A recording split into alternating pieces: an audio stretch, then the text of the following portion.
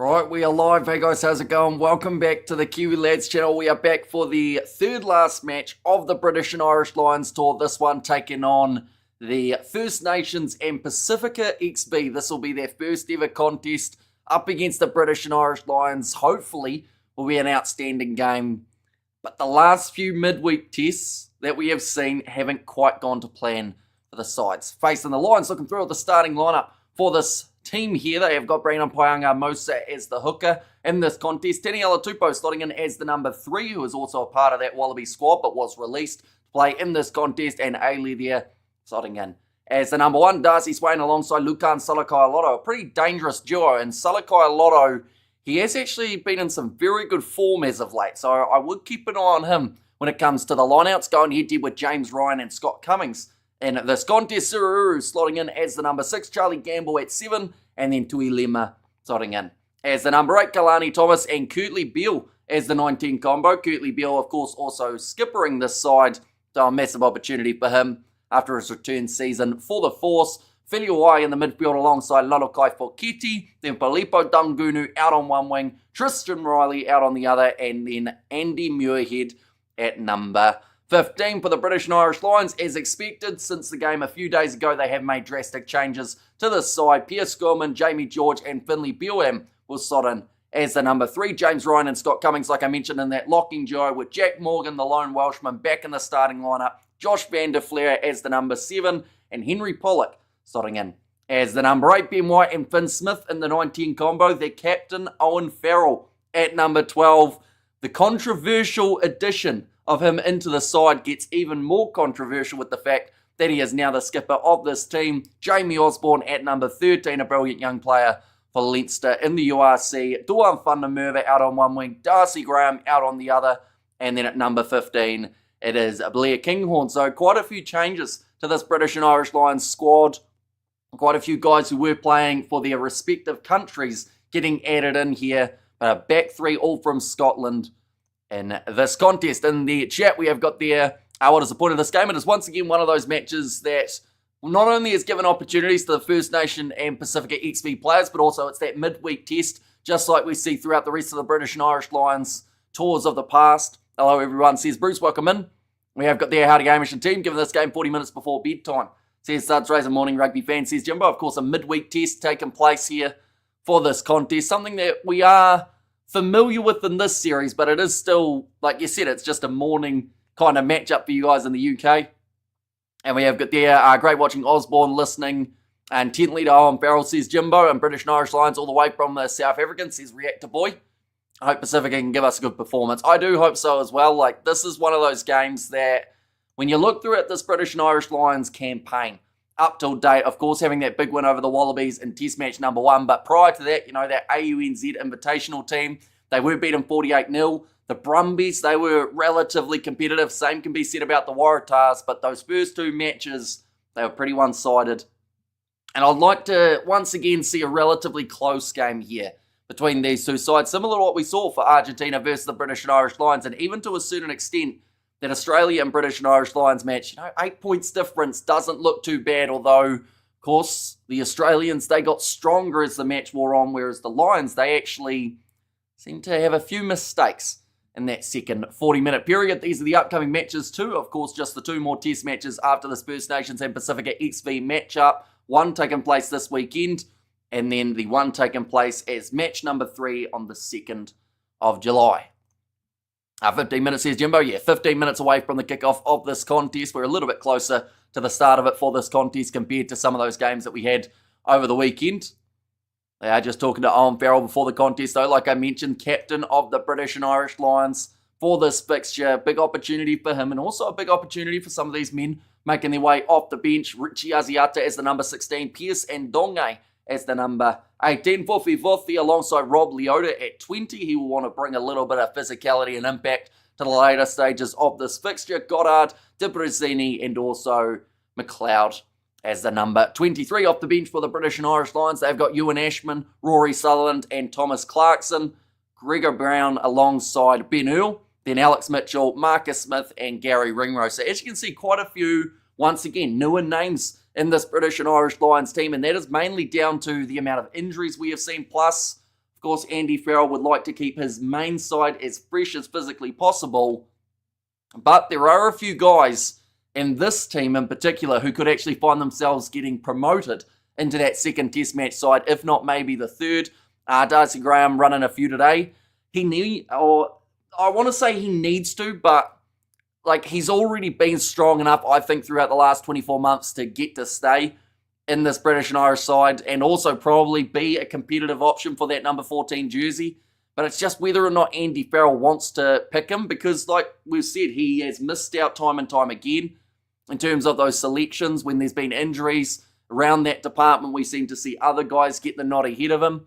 So, yeah, I think Darcy Graham does need a big game. Got himself that red card only a few weeks ago, but he is a hell of a try scorer.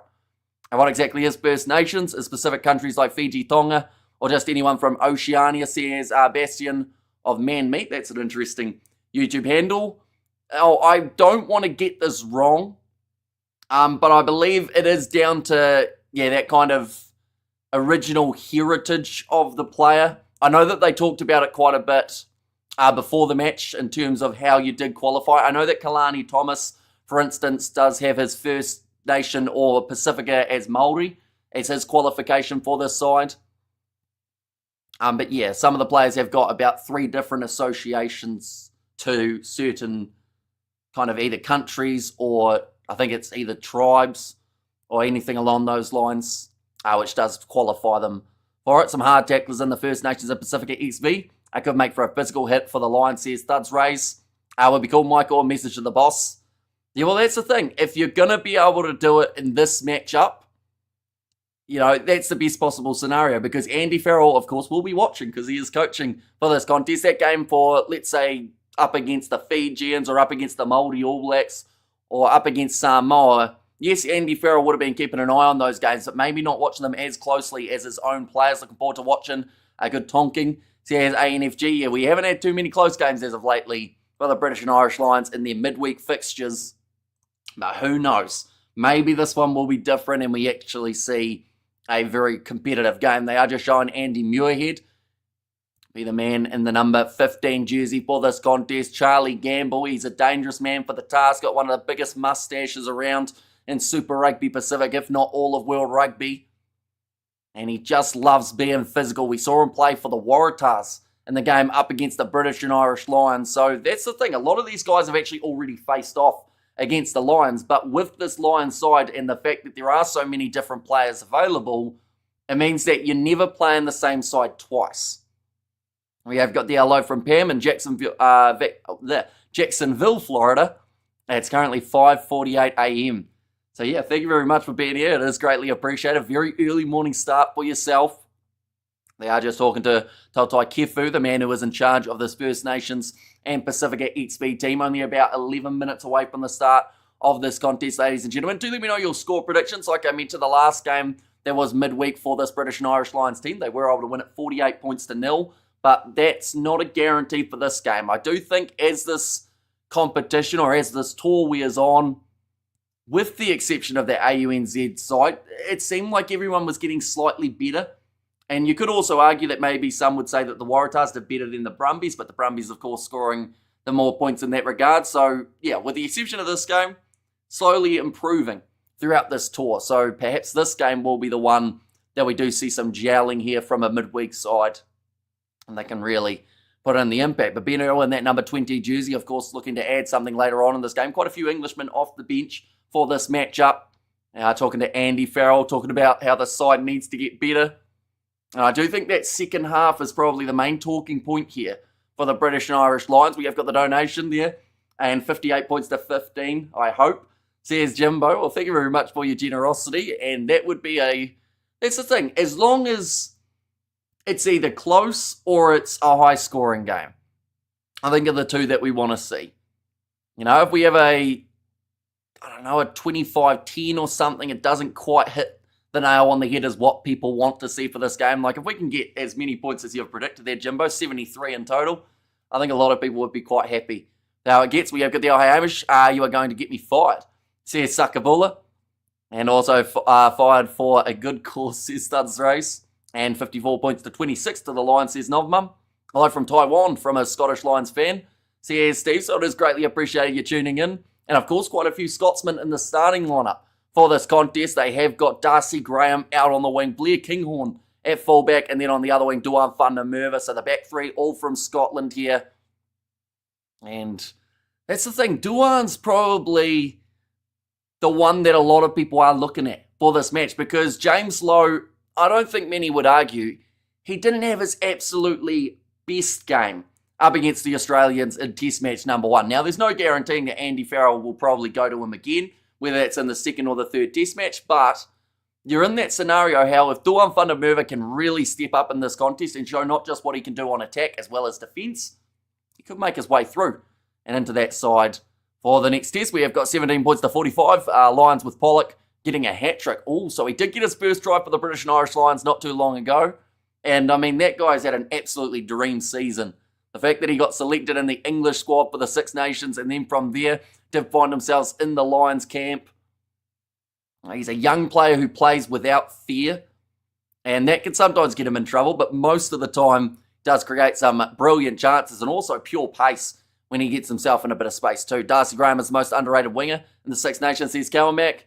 Yeah, see, he's been one of the more unlucky players around in this kind of, I'd say the last 12 to 24 months in terms of when he is, or when he has picked up injuries as well as just when he's been good enough to get selected for certain teams and missing out. We're pumping you guys, says John there. And also 50-0 for Pacifica's way.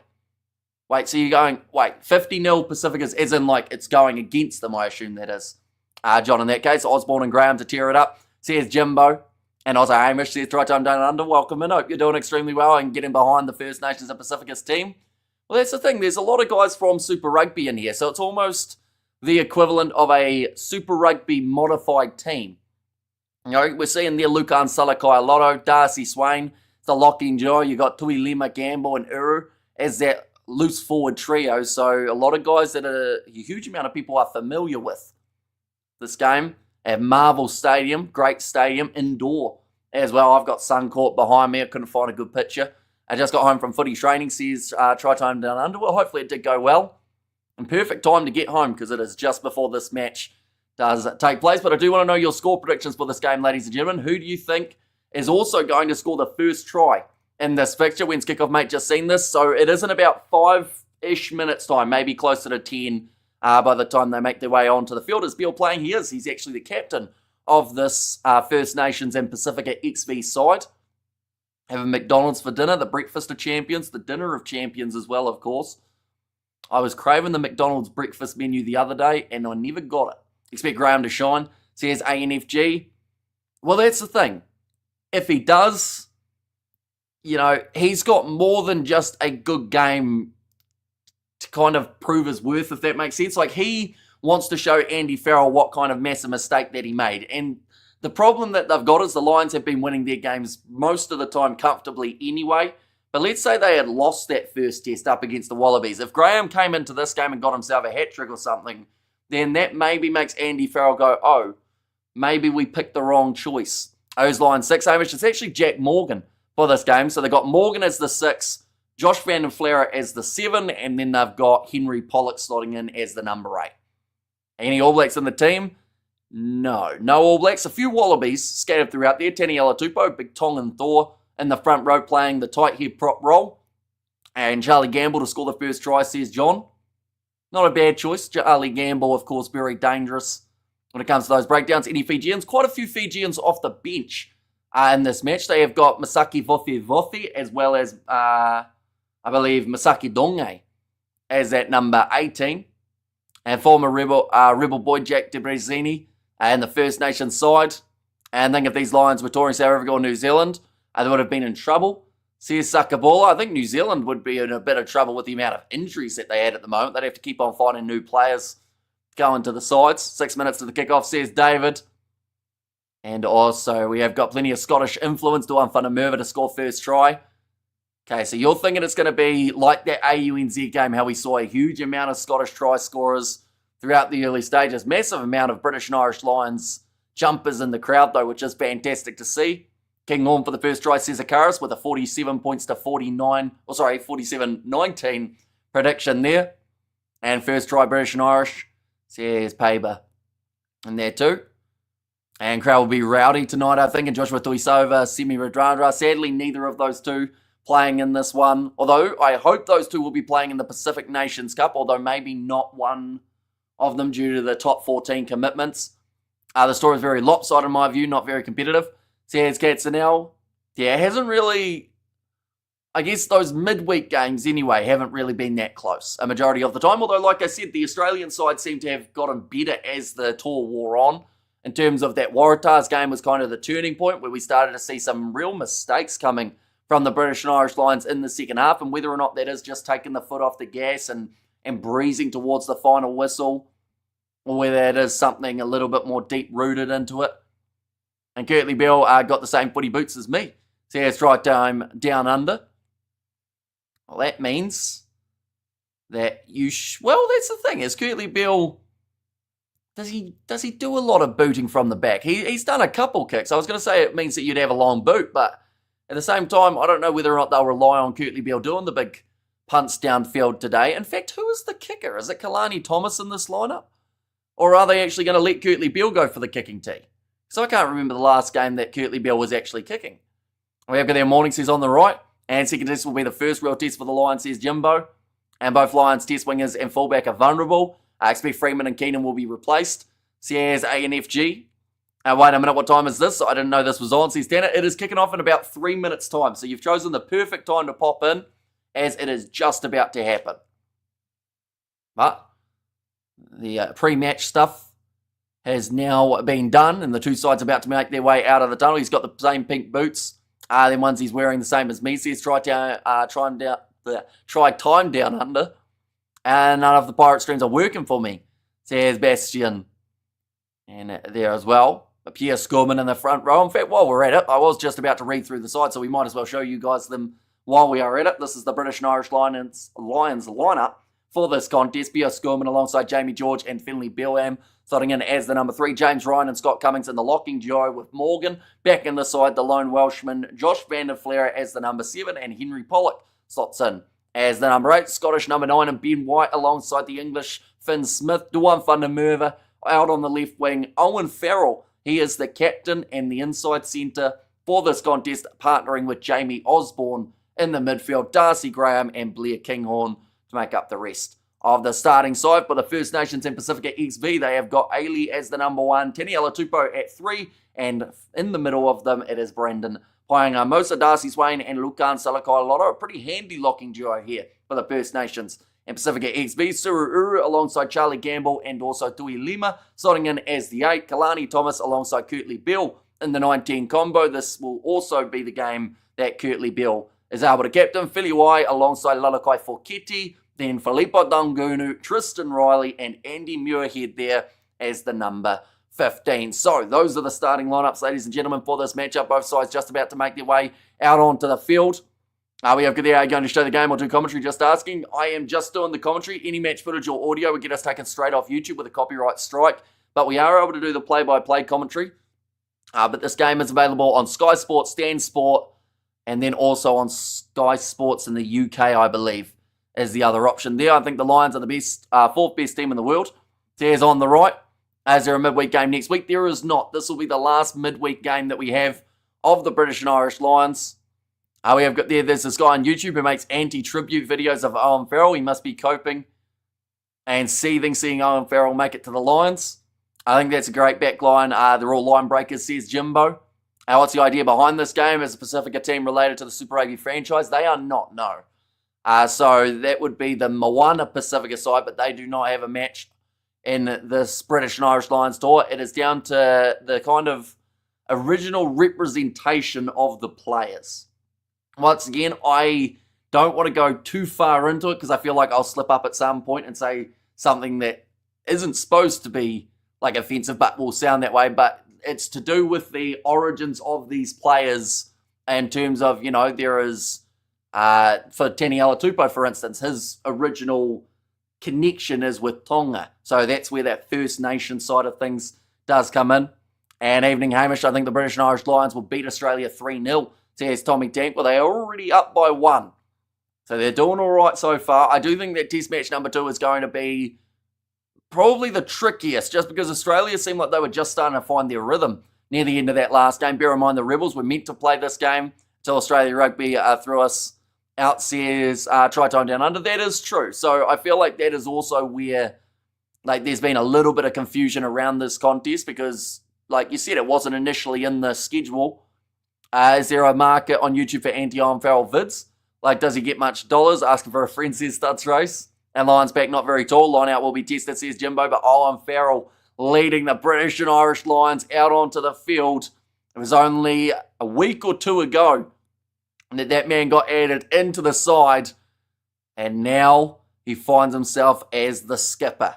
And morning all 5 a.m. In Canada, says David. So it is greatly appreciated you tuning in for this one.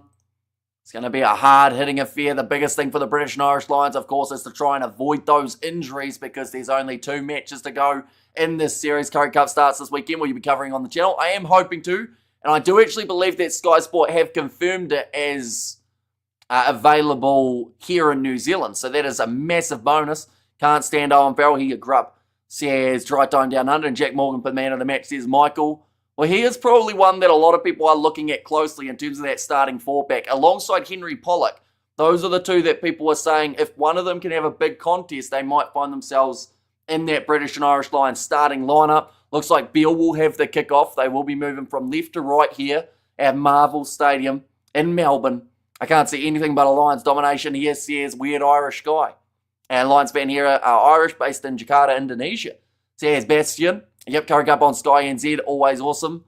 Yeah, see, there were a few years where they didn't have it, and it was a massive shame, because we were covering it week in, week out, probably 4 years ago. And then they kind of got rid of it. Scott Cummings needs to play the way he did last outing, says Cal Mack.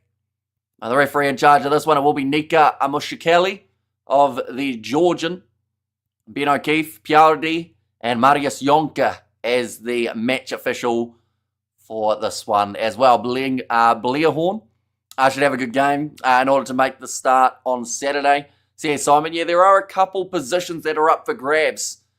I do think that 15 jersey debatably is one of them, but Builder kickoff, we're underway now for the last midweek test of the British and Irish Lions tour. Nicely taken by Ben White inside of his 22. Does kick it into touch, and we will already get the first line out only about 20 seconds into this matchup. We all Blacks need 3 locks over 2 metres tall. Having 3 locks under, that is pushing it. Thank God Fabian Holland is in the squad now and is in great form, says Tanner too. And Farrell, says David. And there as well, trying to slap that one away, was James Ryan, going short like Kalani Thomas. A little bit too close to the sideline. And it looks like it will now be the line out for the British and Irish Lions. 2 line-outs within the first minute of this fixture. If King Horn has a good starting game, I reckon he is a shoo-in for the starting 15. Says Colmac. And Wales, says Michael. Of course, Jack Morgan, the weight of a nation on his shoulders. The lone surviving Welshman. Thomas Williams. I honestly think he would have been in the 23-man side for the test matches. Maybe not starting, because I do think they would have gone Gibson Park. Oh, penalty already going the way of the line-out. Or of the Lions at line-out time. And now Ben Smith will be able to kick this one towards the sideline. But yeah, I think that Thomas Williams, the way he was playing up until the stage when he got injured, was absolutely phenomenal. Elliot Daly, maybe a little bit similar, how he could have found himself in that 15 jersey had it not been for his injury. Yeah, just playing the arm there from Darcy Swain. I think that was the touch judge who ended up picking up on that one. Fell to England as a Marnie to Ireland. There's David, loose ball. Josh Finn and Flanagan and driven backwards now was Pollock. Ben White, though, cleans it up at the back of the breakdown. 100 seconds into this game. 3 lineouts already. And it does seem like both sides want to play this game at a high tempo. British and Irish Lions, of course, have very good fitness for their respective countries. Now starting to build into the Lions environment too. Blair Kinghorn breaking through the line. Pass on the outside to Darcy Graham. Forward pass there to Duan van der Merwe. They've called it as a forward pass. That was almost a little bit of the Scottish connection at the back. And looks like already Australia want to take this quick fire line out. Well done to Aussie, says Nov Mum, and Keenan is good enough, but not big enough against Jorgensen. Need Kinghorn, says Jimbo. Oh, referee said you can't throw that in quickly because I'm tying up my shoelace. Oh no, too much movement, they've said. Darcy Graham almost having a try assist. Oh no, he was in touch anyway for Darcy Graham actually, rather than the forward pass. Over to Aussie. Now ready to throw it in, Brandon Paianga. Moes, so well claimed. Not the lightest put down of Darcy Swain. Now Tui Lima. Now 10 metres out from the line here. They will have to try and get it back into the pocket for the First Nations and Pasifika XV. I don't actually know if they've got a shortened terminology for their name. It's like 1 or 2 words, but we will try and rattle it off every time they are in position. Line out chance for the Lions off the kick of Kirtley Beale downfield. Been playing for the Western Force throughout this season, partnering with Ben Donaldson. And honestly, that Force side at times did look extremely dangerous throughout Super Rugby Pacific. Jamie George to throw it in. Does find the hands of Scott Cummings. Ben White back across now. Finn Smith hits Jack Morgan with the pass. Filippo Dungunu trying to get in. That was an illegal join from the breakdown from Pierce Skillman. Actually joined it from the First Nation and Pasifika XV side. Knocked into touch from Darcy, or in fact that time it was Duan van der Merwe, but the initial knock on from the First Nations and Pasifika XV. It will be a scrum. Well, I guess I won't be able to watch. None of the Pirate sites are working for this match. So ground feed commentary, says Bastian. Now, I don't think a lot of them have gotten a bit more strict with it as the Lions tour has gone on. There are a lot less free options around, sadly.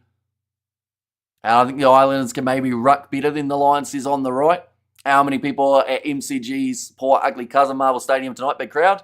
Doesn't look too bad for the crowd. I feel like you always get a decent crowd though for the Lions tour, no matter where they are playing, who's playing in the matches. A little bit of a KG advantage for the First Nations and Pasifika XV team. Sitting with 899. Lions sitting around that 880 mark. They will now break away to the right-hand side. Finn Smith sells the dummy. Breaks through Kalani Thomas. Passes off to Jamie Osborne. Links up with Farrell Kinghorn on the outside. Darcy Graham tries to cut back in. He's been smashed by, I think that was Tristan Riley. That didn't look very low in terms of the tackle. And Owen Farrell now having a bit of a push and a shove with Charlie Gamble. I mean, you want to see a captain standing up for his players, but do you want to see a captain, the first player, jumping in when there's about to be a scrap? I think the Islanders can maybe ruck better. But now, a little bit of push and shove there. I think that is off the big shot of Darcy Graham. It didn't look like the most legal tackle we've ever seen. Not a lot of arms involved from Tristan Riley. And the ones that were involved were hit relatively high. You know, that's just a shoulder charge from that angle anyway. We're going to see it here. He was trying to get the ball, gave him a little push in behind. And then Owen Farrell comes flying in from 1,000 miles away. Okay, they're going to have a TMO check. Oh. Right, they're checking the action of Tristan Riley. He learnt that tackle from Farrell. No, we can't say that. But there were not a lot of arms involved. Farrell was in the right, Gamble out of order. Serge Jacques there. And yellow says ANFG. I think it will be because, like, Tristan Riley, we're going to see it here. Yeah, nah. No arm wrap there. And to be honest, let's just say it as it is, a dumb tackle. Card coming, says Ligny Boy. It has to be at least a yellow here, I'd say. Yeah. They're saying shoulder to shoulder, but I think that's still going to be a yellow. Okay, shoulder on shoulder, they've said. Their elbow to the face. I assume that's the one of Lukan Salakai-Lotto when he ripped down Pollock. It actually looked like a clinch elbow, didn't it? But it's going to reach the yellow card threshold. And even more, Farrell will be captain, says Tanner too. And Faz doing himself lots of favour as always. But that's going to be 10 minutes in the bin. Tristan Riley confused about it, but not much confusion there, I don't think. We have good there. There were not a lot of arms in that. You mean zero arms, says on the right. Well, his arm was almost, his arm was attached to his shoulder, which he used in the tackle, but there wasn't a lot of wrapping going on. I'm okay with that. As an attempted wrap, but connects with the face here. Studs race, so now 5 metres out from the line. The Lions have got a man advantage. Aussie commentator is not happy. They've said it's TMO bingo at the moment for the Lions. In terms of finding different ways of getting teams carded, I think was what he was referring to there. Just use your arms in a tackle. That helps normally. That's going to be the penalty now going the way of the First Nations and Pasifika XV. Is there some of that soften them up for the test stuff? Says David. I don't think so. I think that was just Tristan Riley not using a lot of thought into the tackle, because like he could have tackled him low and it would have done just as good. Worth putting $100 on the First Nations? No, I wouldn't. But, you know, you never know. I'm involved by accident, says Jimbo, who got sent off. Tristan Riley. He was out on the left wing for this contest. Initially listed as the right, who's the fly half for the First Nations. They've got Curtly Beale as that starting number 10. I actually don't know who's going to be doing the kicking for the First Nations team. I assume it is Beale. Because looking through the rest of the side, like maybe Kalani Thomas. I think he's done a couple kicks before. Lions on the other team got the yellow. Tristan Riley of the First Nations and Pasifika XV got the yellow card. And now, ball not coming out there for First Nations, which does mean the scrum for the Lions about 25 metres out from the line. Oh, okay, that's not good. Kalani Thomas and Brandon Paenga-Amosa are having an argument. They're on the same team for this contest. Might be a scrap across one side here if we're not careful. They're just showing there for the British and Irish Lions scrums of 2025 store. They've won 97%. At a total of the 43. Hello, says Mark. Hello, Mark. Signal rendering this unwatchable. So here's Neil Lewis. His arm was attached to his shoulder. Hamish just got his anatomy application for Wellington Uni binned. And also we have got the soft card for the soft card for the soften up attempt. But the thing is, if it's to try and soften them up, they've tried to soften up, in that case, Darcy Graham, who probably won't be playing Test Match 2 or 3. Although he's chasing after this one. Graham ball sits up for Osborne.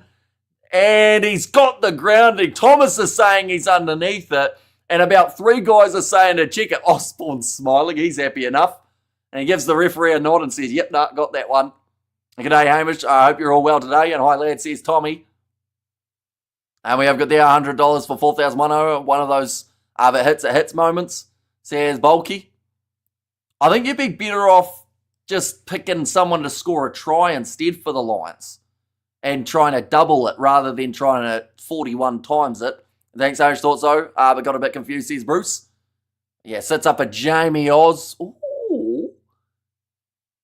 You know, he might have just got that top of the ball down as it. Like, I think it was held up in the end, but I do think he got the brush of the grass first.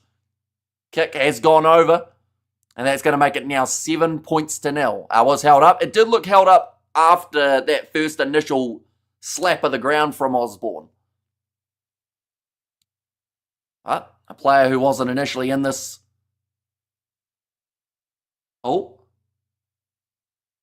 Okay, it's going to remain as a yellow card for Tristan Riley. Why is he showing it again? Okay, that looked like he was giving Curtly Beale the yellow card, but it will stay as a yellow card for Tristan Riley. 3 times for Funda Merva. I don't know if he's going to get 3 today, just because they haven't actually gone out to his wing once as of yet. It does seem like maybe Darcy Graham is the more likely. Nicely taken by Cummings under the high ball. I need Darcy hat-trick next, says Jimbo. Now Duan, or in fact, no, sorry, this time it's Josh Van den Flare has the player with him in Osborne. Tries to bump out of the challenge of Curtly Beale. Managed to get in that breakdown, I believe, almost got the steal. Charlie Gamble gives away the advantage for playing the 9. Finn Smith with the wide cutout pass finds Darcy Graham in the bright yellow boots out on the right wing. Trying to get through Lalakai Faketi. Ben White to Finn Smith. Farrell across to Osborne. Now another skip pass finds Funda Merva. Offloads to Funda Flare. Offloads to Funda Merva, and that doesn't look good. I think that Filippo Ndungunu might be in a bit of trouble here. But now they will go back. You know, Ndungunu is not too good in this case.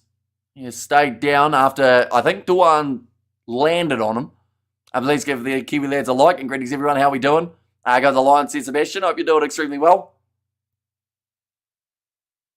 That one has gone into touch. We're going to see the replay here. So Duan Fundameva, oh no, it's the head collision, and he's not continuing in this game. Filippo Ndungunu, he took a nasty head knock. So already they are going to lose both of their wingers It was just that elbow of Duan as he was bringing his arm back to try and kind of half-by protect himself from the Beal shot.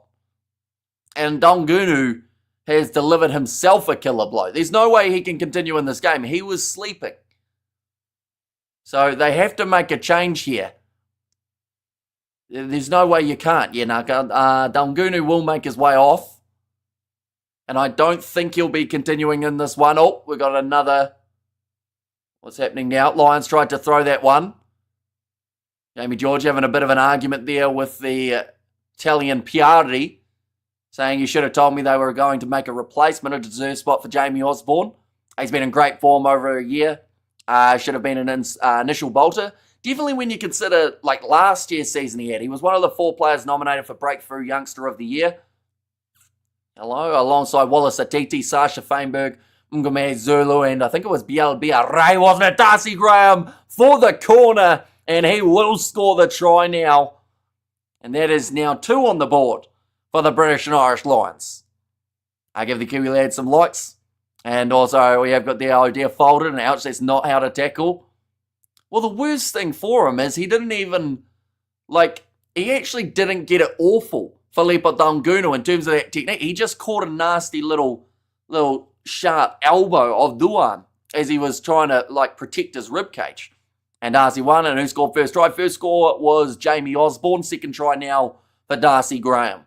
But cut him through them a little bit too easy. Of course, one man down, no one defending out on that left wing. As Tristan Riley still off the field. And now Finn Smith getting ready to line up this kick already. The 12 points on the board after 12 minutes. And Finn Smith does easily add the extra 2. And we have got there, Darcy is such a good player. Well done, says John. And just a lot of pace out there as well. There's going to be a massacre, says Honk Hogan. It's not looking good for the First Nations and Pasifika XV, I will be honest. So I don't want to make this comparison, right? But you can see there, AUNZ versus British and Irish Lions. That game was 48-0, right? My question is, will this game be higher scoring for the Lions than that game was?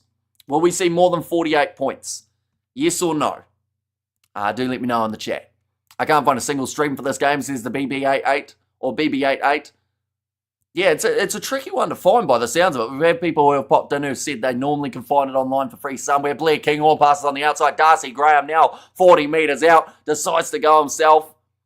Couldn't quite get the offload to Owen Farrell. The First Nations Pasifika XV though. Counter ruck. And they've turned the ball over right. That was one mistake from Graham. Just chose the wrong time to go.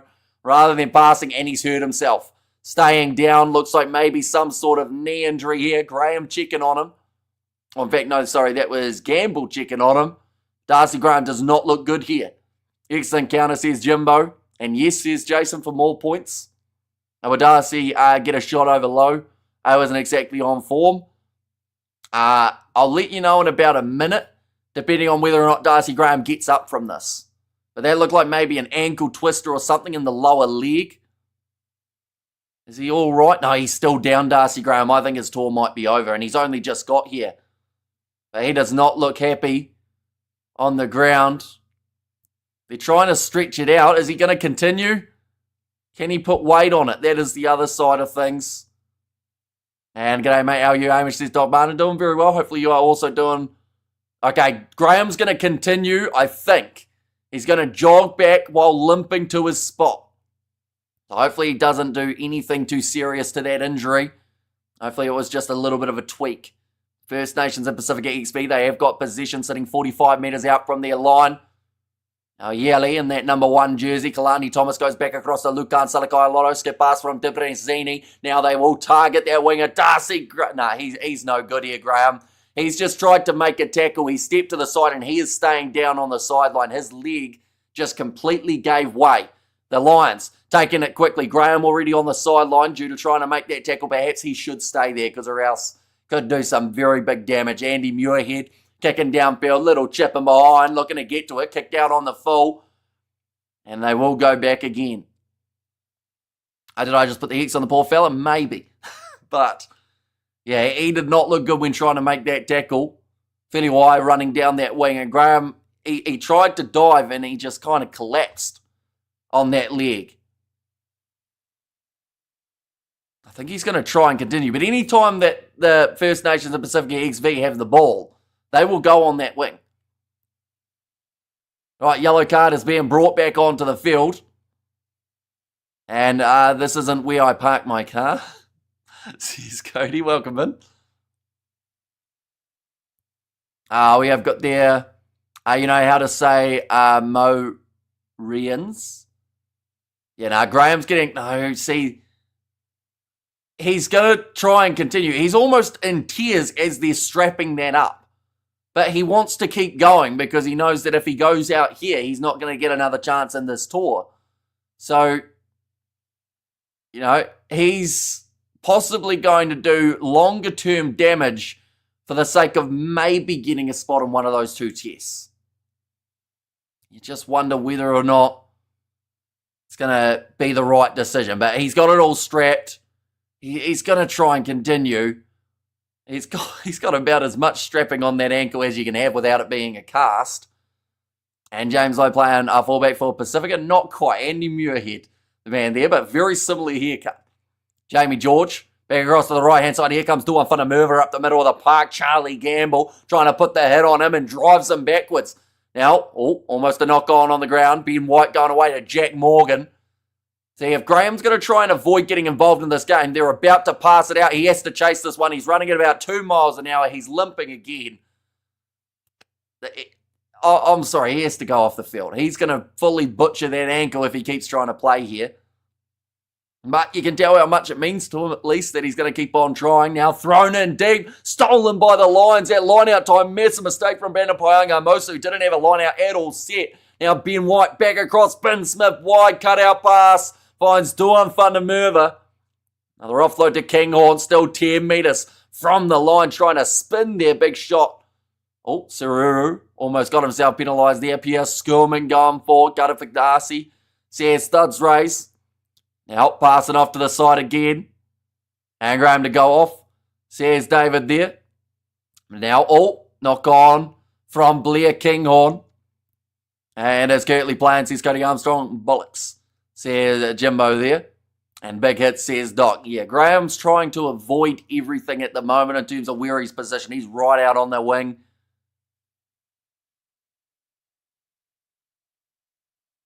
Oh, they're actually talking about Finn Smith, also a little bit slow getting back up. But here comes Gary Ringrose, ladies and gentlemen. This will be interesting. Do you put Ringrose to 13 and then move Jamie Osborne out to the wing? Or do you just put Ringrose out on the wing? Perhaps. We have got there with a false sense of competition, butter up the Lions for a loss this coming weekend.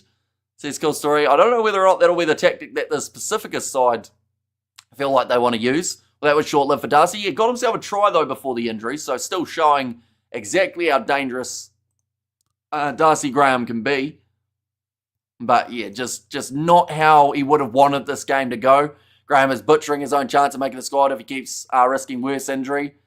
Yeah, see, that's the thing. At this point in time, like,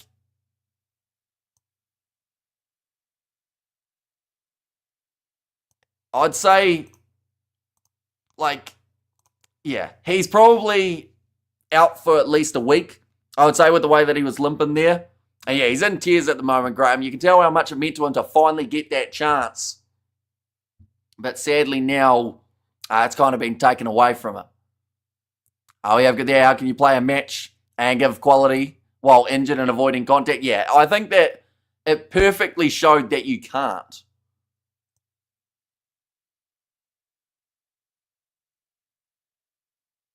One moment, we'll go like this.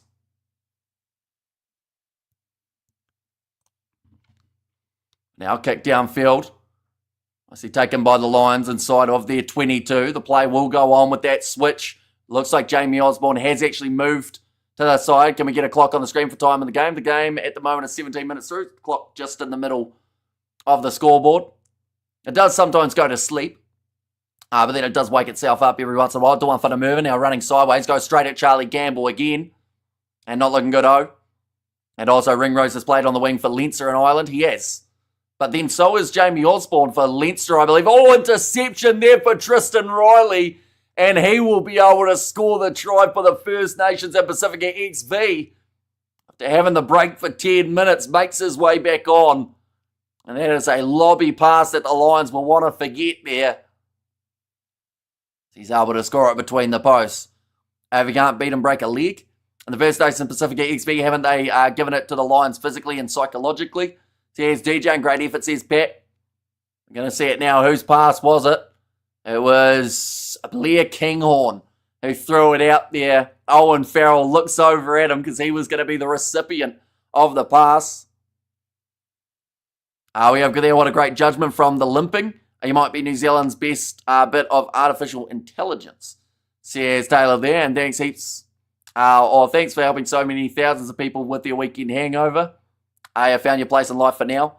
Says cool story, and that one has gone over, making the score now 7 points to 14. That answers the question also, who will be kicking for this side?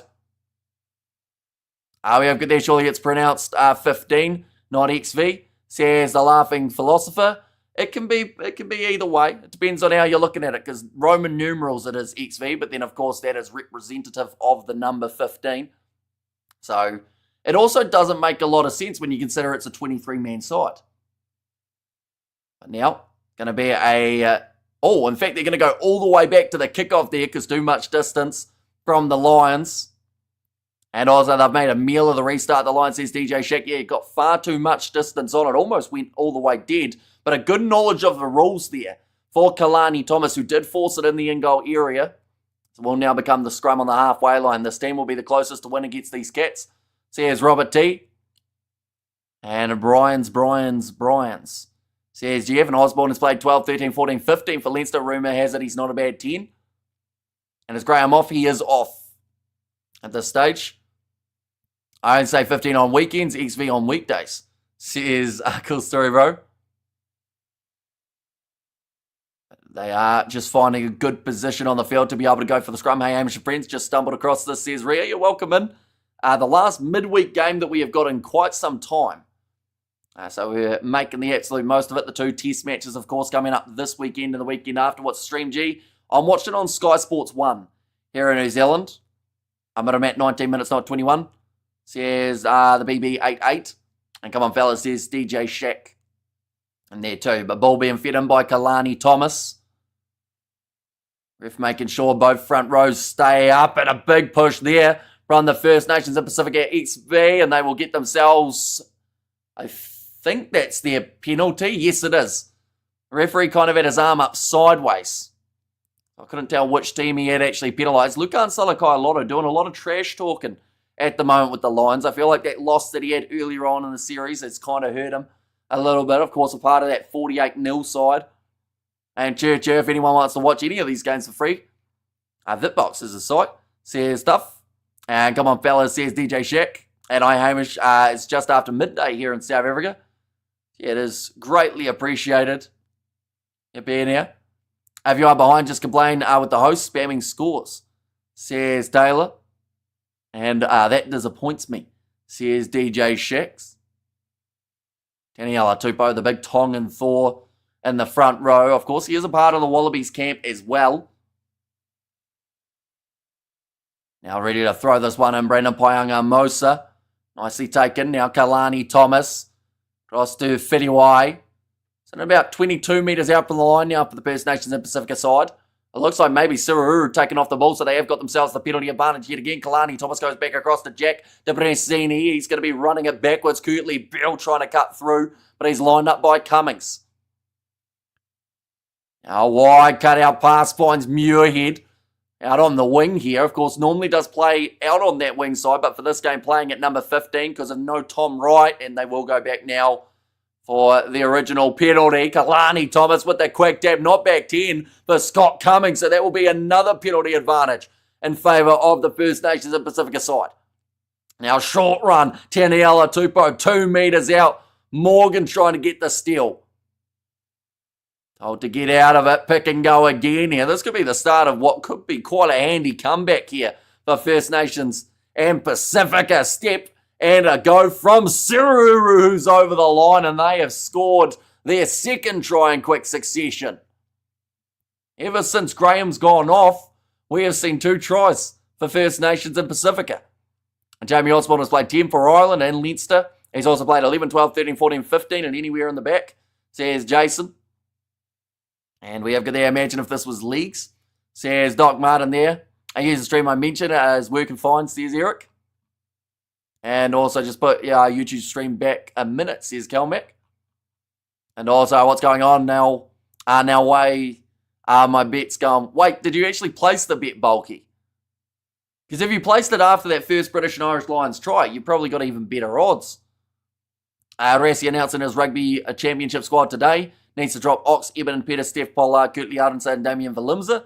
Then have a chance in rugby championship this year. Although he has already mentioned that for those games up against the Australians, they're going with more of those experienced guys rather than the youngsters.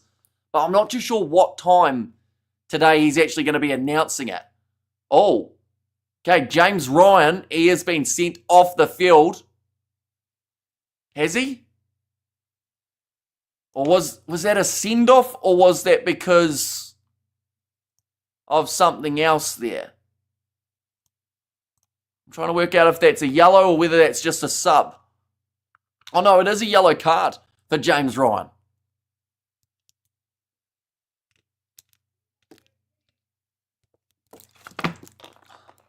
Now Lukan Salakai-Lotto. So then 20 metres out from the line. We'll kick this one downfield now. Does fine touch, but this game has changed completely, ladies and gentlemen. It is 14 on 14 in terms of the points, and currently 14 on 15 for the British and Irish Lions. And we have got their First Nations Pasifika XX111, says William. And guess who's back? Izzy is back. Welcome back, mate. Where's a good quality live stream, says VP. Sky Sports is doing pretty well at the moment for myself. Jamie George getting ready to throw this one in. Henry Pollock nicely taken around the halfway line, and they will look to get this rolling maul going. It's got interesting, says the Yeti. Absolutely. I think Sururu wanted to get in there. He was told to get out of it, and now he's playing with Henry Pollock's here. Oh, that was almost a punch up there. That looked like a little bit more than just a bit of a juicy scrag from Sururu, but Farrell with the short border ring rose. I wouldn't be surprised if the TMO is looking back at that as we speak. Pierre Scorman, a big carry from him. Back across to the right-hand side, Finn Smith, pop pass to Blair Kinghorn up to 5 phases in a row. Oh, Skillman's got a sore back. He was very slow getting... Oh, that's bad. Teddy Alatupo just gave him a bump in it too as he was running back past him. So you're all right, mate, but he is bent over in a bad way here for Pierre Scorman. Back across to the right-hand side, Owen Farrell trying the grubber in behind, trying to play a little bit of territory, cleaned up by Bill.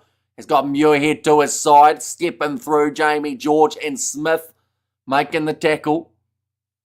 It's 14 in Roman numerals. So you'd put the V before the X. Or sorry, you go VXX. No, hang on, now I've confused myself. You put the V, or we're going to see the replay here. So Pollock actually tried to rip the headgear off Sururu. But now charging forward. We didn't get to see the full replay of that, but I thought Sururu maybe got a little bit aggressive with him. Back across. But yeah, you go X1V, I believe. Now that I've stopped looking at the numbers on the backs. Owen Farrell driven backwards again here. Currently still another 6.5 minutes remaining of the yellow card for the Lions. X1V. Says David there. Now it's going to be kicked high. Jamie Osborne chasing after this one. Oh, it was a brilliant take, but the ball just bounced free in the end. It will now be a scrum for First Nations and Pasifika. X1V says Tim there, and come on boy says Doc.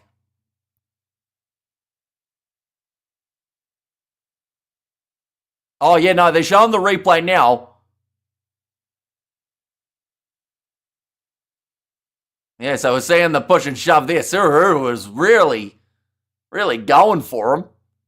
I wasn't happy about the headgear getting grabbed by the youngster. Is the ref a pass? A pass is in, he's the Georgian referee, Nika Amushikali. We're not going right back to check that one now, are we? That happened about 3 minutes ago.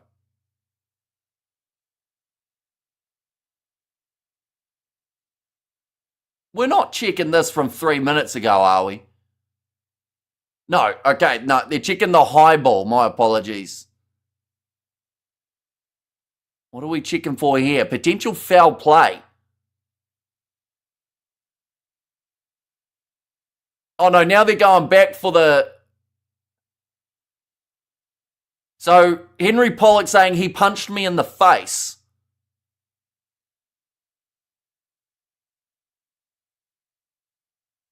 So, Siruru's pushing him away. Why are we checking this when it happened so long ago? Surely they could have checked that earlier, right? If there was anything serious. We're seeing Siruru still hang on to him. So Pollock went to the side and said to the ref, okay, so referees pretty much said there to Pollock, don't initiate it if you don't want retaliation from the other team. Pollock started it. Siruru well and truly bit. He tried to rip him apart. And Pollock, as a little girl, says, Mark, yeah, obviously he wanted to try and win the penalty for the player pushing him. Blondie bullied, says Eric. Yeah, it didn't quite go to plan for Henry Pollock. But I don't know if Siruru is the guy you want to try and start stuff with. Because we're seeing the replay. So I think Pollock was saying he was punched in the head when he got pushed in the forehead by Siruru. But yeah, Musha Kelly was watching very closely. Oh, sorry, that was actually Piardi. Pollock is going to get a hiding at some point, says Paul. Yeah, Siruru just runs away from him afterwards. But yeah, I don't think Siruru is the guy to start a fight with. Start a fight with a halfback because they get very angry very quickly. Rugby coming like soccer for milk and cards, says Xander. Territory at the moment, 70% for the possession and also 71% for territory for the British and Irish Lions. Carrying meters double at this point in time. Okay, early one from the First Nations Pasifika XV, which now will bring the free kick for the Lions. Ben White takes it quickly. I think we can agree that some numbers have been forgotten by time. I don't know what you mean. Pollock being a little funny, says Jason. But now, Ben White back across to Josh Van der Flair. Finn Smith finds Owen Farrell. No, that's Ringrose, sorry. Cut through the middle of the park. Now White across to Pierre Scorman. He's going to continue, but his back was pretty tender before. Pollock to get away with that, says Eric. He ain't no Artie Savia. Pollock hasn't played sevens. Oh, that's a penalty now to First Nations Pasifika XV. They got in Charlie Gamble. Locking over the ball. Clearly off the feet, diving through against Josh Van der Flair. Over was the box red card, says Angie. And never pick a fight with a Fijian, says Jimmy, or Sniper Jim. Yeah, Henry Pollock went down, and it was actually him who did make the carry. Oh, you know, Finley Bilham just went straight through. Sorry, not Van der Flair. The mustache strikes again, says Studs Rays. Ready to throw this one in for Brandon Paianga Mosa. Do you think the ref has made a game of this? In what regard? Like, we've seen both sides end up with a yellow card. And I do think that both of them have probably been justified. Now, kicking this one high. Chasing after it. Tristan Riley trying to line it up. Massive shot on Duan Fundamerva, who is driven backwards. Not many sides hit him like that. Taniela Tupou rushing up on the verge of offside, but he will be all right there. Back into the pocket. Owen Farrell looking to kick this one high, and they will go back for the penalty for Taniela Tupou offside. Pollock is cricket legend, says Taylor. And where's this game being held? It is being played at Marvel Stadium. The big shot, Lukan Salakai Lotto, as well as Tristan Riley driving Duan Fundamerva backwards. Sure he wants a good attack and chance in this contest. They were finding Darcy Graham's wing quite often. Microwave Mel was ready by the sounds of it. It wasn't Microwave making the noise, you are correct. But Jack DeBrezzini now kicking this one downfield and doesn't find touch. Taken nicely. Infield from Kinghorn to Owen Farrell. We'll kick this one high again. Running onto it, Kalani Thomas. Kirtley Bell. Oh, referee made that tackle. Kalani Thomas rolling this one back. 2.5 minutes remaining now of the yellow card. Salakai Lotto. We have there Bonat Petit. Well, Rugby hate the box, says Angie. Well, the good news is the box aren't playing here, so they won't get hated on. I saw that people are talking about Rassie only following Australia for the Rugby Championship. But that's a knock on there from the First Nations Pasifika XV. It will now be the scrum here for the Lions. What a surprise, didn't even know the game was on, and what a big surprise on the scoreline, says Roger. Yeah, currently 14-14, actually a lot closer than it looked like it was going to be, because they had 14 points after maybe about 13 minutes for this British and Irish Lions team.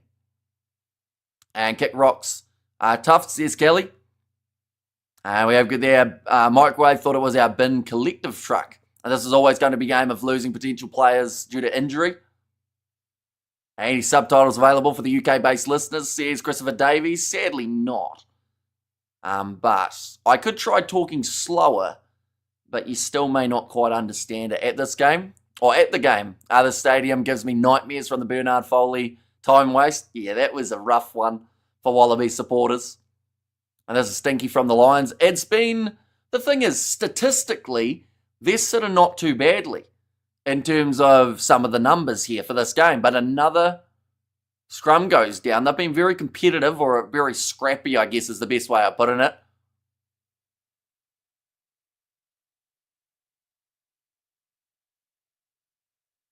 Okay, I think the referee there is just saying we've only had one scrum that's actually been completed in this game.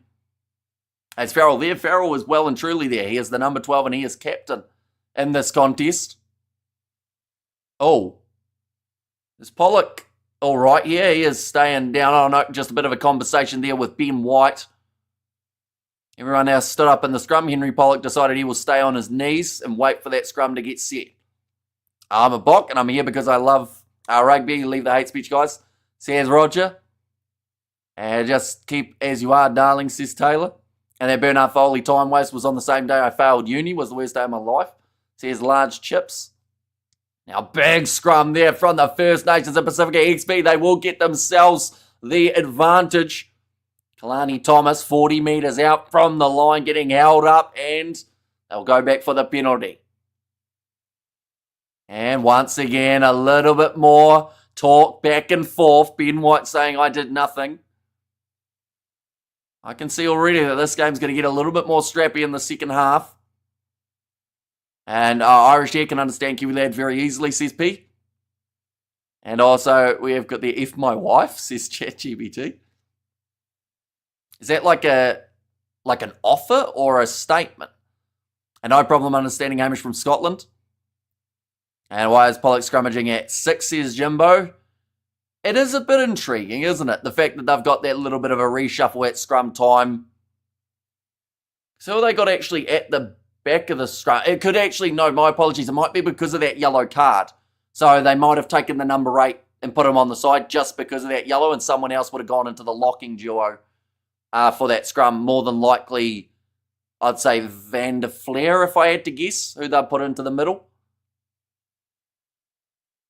Now, another chance here. Line out. A nice tummy's mate, says Susan. Now, slap back. Kalani Thomas. Tack and run from Filiwai. About 20 metres from the line. Thomas with the short ball to Lukan Salakai Lotto.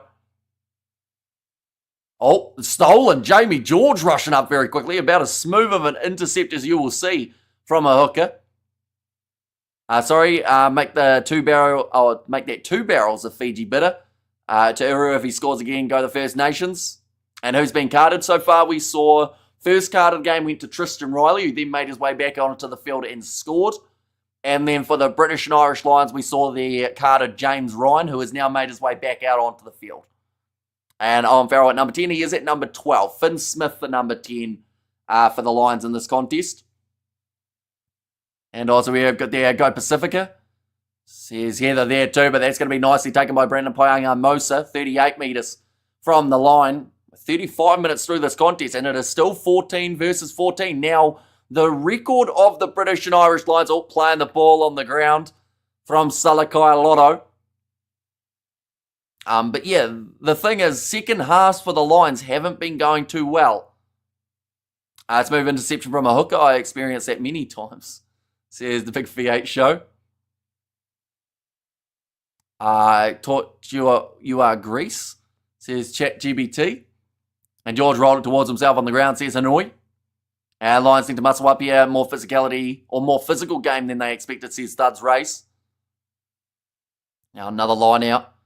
Throw for Jamie George here. My flight was delayed for around an hour on Saturday. But it did mean I got to hear the conclusion of the test, says Nick. And yeah, that test match, it got a little bit closer by the end of the game than some anticipated. Microwavers, but what happened to Darcy Graham? Sadly, the ankle injury for Graham, which did mean that he is now, I don't want to say out for the rest of the tour, but there's a little bit of a chance that that could be the case. He tried to play through it, and it just kind of got worse and worse for him. Have you had a favourite Lions kit from the tours over the years? I'll be honest, like some of the old school ones with the old logo, I did like that a little bit more because of the yellow on them. I feel like the yellow and the red went really nicely together. Now it's more the red and the white, isn't it? Oh, advantage now for the Lions. Ben Smith looking for the grubber in behind. It's going to be well watched and well handled by the First Nations and Pasifika side. And the wingers are injured, says Doc there. And it's so unlucky for him. It is, because he actually scored a try beforehand as well, which does make it a little bit worse. What's the Pasifika squad look like? Did I see Curtly Bill on your thumbnail? You did indeed. This is the side that they did put onto the field for the First Nations and Pasifika XV. Now, I should clarify, this is not Moana Pasifika from Super Rugby Pacific. This is a different side to that team. In fact, I don't even know how many Moana Pasifika guys we've actually got across this lineup. I don't think actually any in terms of that starting lineup. Now, Jamie George ready to throw it in. 10 metres out from the line, nicely taken by Scott Cummings. The rolling maul now. It's gone a little bit more towards the sideline. Well defended here from the Pasifika side, although, yes, there is a knock on from the Lions through the middle. That physicality, I think it was Taniela Tupou again in there. A covering cricket, South Africa versus New Zealand. That's on now, isn't it? Or I think it starts in about 10 minutes, so sadly won't be covering it, but I'll probably be watching it, to be fair. As soon as this one does come to a close, I'll end up popping over and having a look at that. But they are just talking about that work. Taniela Tupou, once again, as much as I am cheering against them, I love that there's absolutely no respect shown to the defence of their opponents. So here's DJ Shaq. And we have Gutierrez Tupou in the Wallabies team too. He got released to be able to play in this one. Would be embarrassing for Wallabies. Pasifika get it done tonight. I mean, you could say, yeah, but then at the same time, I do think that just shows that a lot of these guys, to be fair, are either in the Wallaby squad or close to that squad. So it just shows that Australia maybe have a bit more depth than some did first anticipate. But then it also, I guess, makes it that people say that the coach got the selections wrong, doesn't it? But game far from over, 38 and a half minutes through. Kalani Thomas again going to roll this one back. Gets it to Debrezini.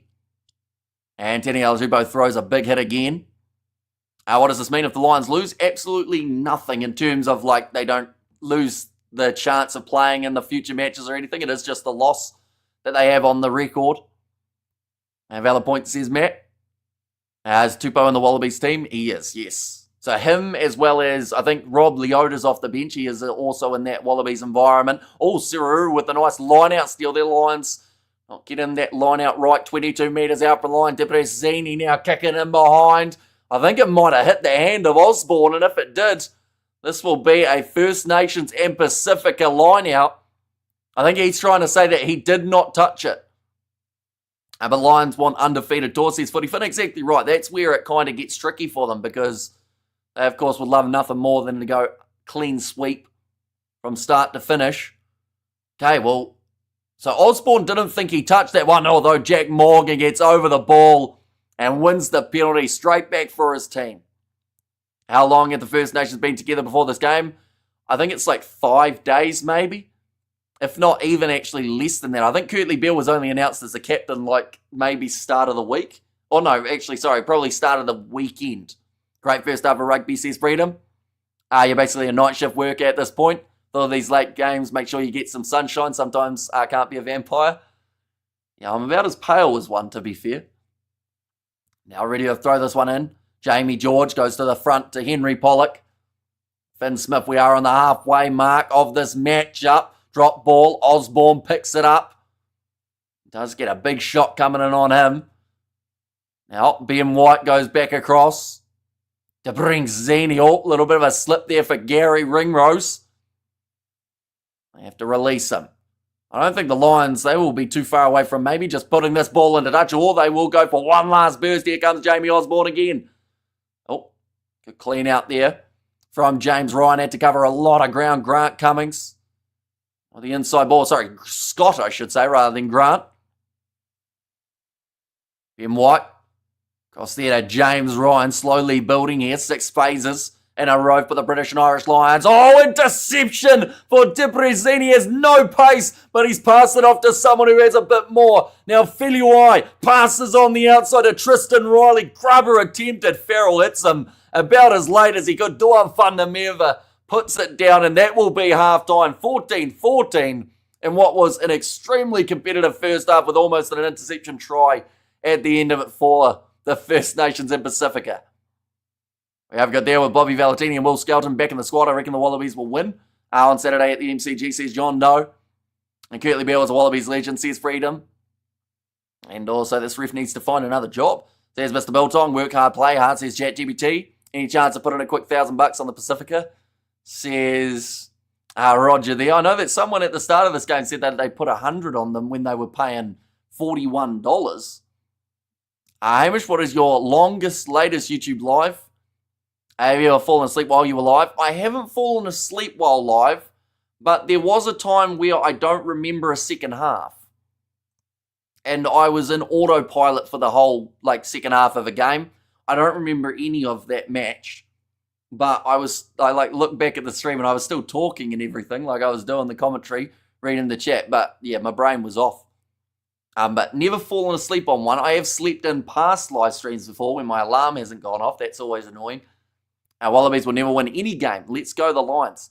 See, there's Rocky there. And we have got there Kinghorn has completely played himself out of the starting test team. 2 big intercepts, 1 changed the game. See, there's D1997. It's about time someone gave us Lions a game. It's been so easy, says David. The Lions will lose only 1 game. It's this against the First Nation, says Rocky. And this game isn't part of the plan. Yeah, I don't think this was the scoreline anyone was anticipating. We were 10 or so minutes into this game and it was 14-0. And I asked the question, are we going to see more points than that AUNZ matchup? And a lot of people said yes, including myself. I thought that it was going to be a really high-scoring one. And then something happened. Darcy Graham went off and no one scored since for the British and Irish Lions, although we have seen 2 tries. They were for Tristan Riley and Sururu. We have got there 24-14 on Flash Score. Well, Flash Score is lying because it's 14-14. And this is actually Flash Score and it's 14-14. What happened to that last intercept? I think you see someone put the ball down. Says Roger, Duan Fundamerva put the ball down inside of the in-goal area. So he managed to backtrack enough. Tristan Riley went for the grubber and behind. How did Pollock do in the first half? I'll be honest, it looked like he was more concerned about starting fights than he was about playing the game. He did make a couple crucial errors. I didn't actually see a huge amount of his running game, surprisingly, in this match, seeing as, from the start it looked like it was going to be quite an open game, but we've seen more of Fund and Flair. We haven't seen much of Morgan's running game as of yet, but actually a couple good runs from the locks too. Only Ryan and Ringrose moving up, says Jimbo. The Lions have lost no games in the store so far, says David there. And also, Hamish, sometimes I think you are doing some sleepwalking. Don't know how you do it seriously, says Rhea. And First Nations Pasifika XV are in everything, and the ref not worried about the offside line, says Studs Race. Yeah, he's had a couple times that he's gone back, like to that Taniela Tupou one, but both sides rushing up very quickly. Ringrose hasn't looked good since he's come on, says D1997. They've put him under a lot of pressure, though, Garrick Ringrose. So perhaps that's something that they've picked up from the other matches of the British and Irish Lions tour, because if you give him any sort of space, he's going to really make you pay. We have got the Lions lost a game, friendly or not. says I am nutty, and Lions are beaten, says I am nutty. And Lions really struggling against Pasifika, says Sebastian in there. My big question is, at the end of this game, if this First Nations and Pasifika XV side get the win, how many people are going to confuse it with Moana Pasifika from Super Rugby, I wonder?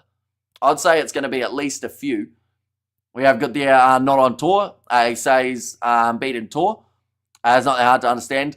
Says Meso Fauna there.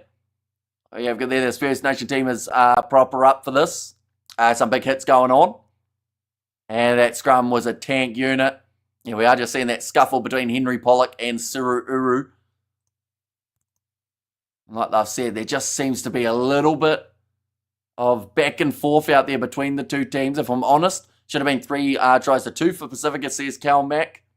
Is there one more game Saturday? There is the match on Saturday, and then there is also going to be the match next Saturday after that. So these are the dates of the upcoming contest. As you can see, 4 days' time for that next test match. That is test match number 2 in that regard. And then the third test taking place on the 2nd of August. And then only 2 weeks after that is when we see the Rugby Championship. And speaking of the Rugby Championship, we know that Rassie Erasmus will be announcing his Springbok squad today.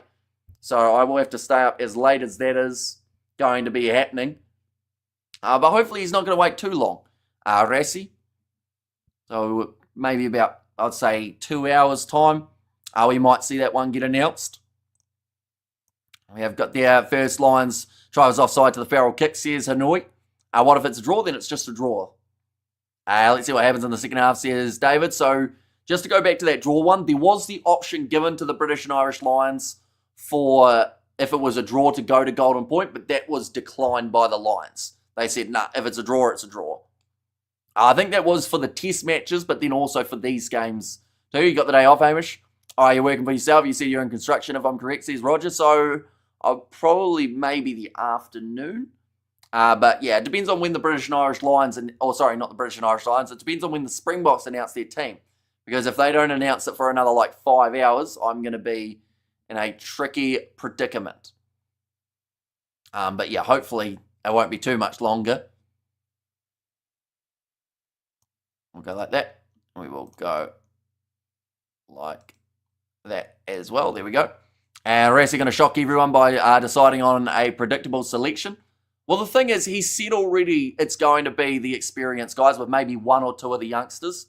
So I don't think there'll be anything crazy in terms of the team that he does announce. Like we might see a couple younger guys in there, but overall it's going to be the veterans to get 2 big wins over the Australians to start off the tour or start off the Rugby Championship. Hopefully the Wallabies will pick some of these Pasifika players for their squad. Well, they've got a few of them in there already, the likes of a Taniela Tupou. I think Lukan Salakai Lotto, with the exception of the fact that he's trying to start fights out there, has been a pretty handy guy for them. In even that AUNZ game when they were struggling, he kind of shined a little bit. One moment, I'm about to sneeze.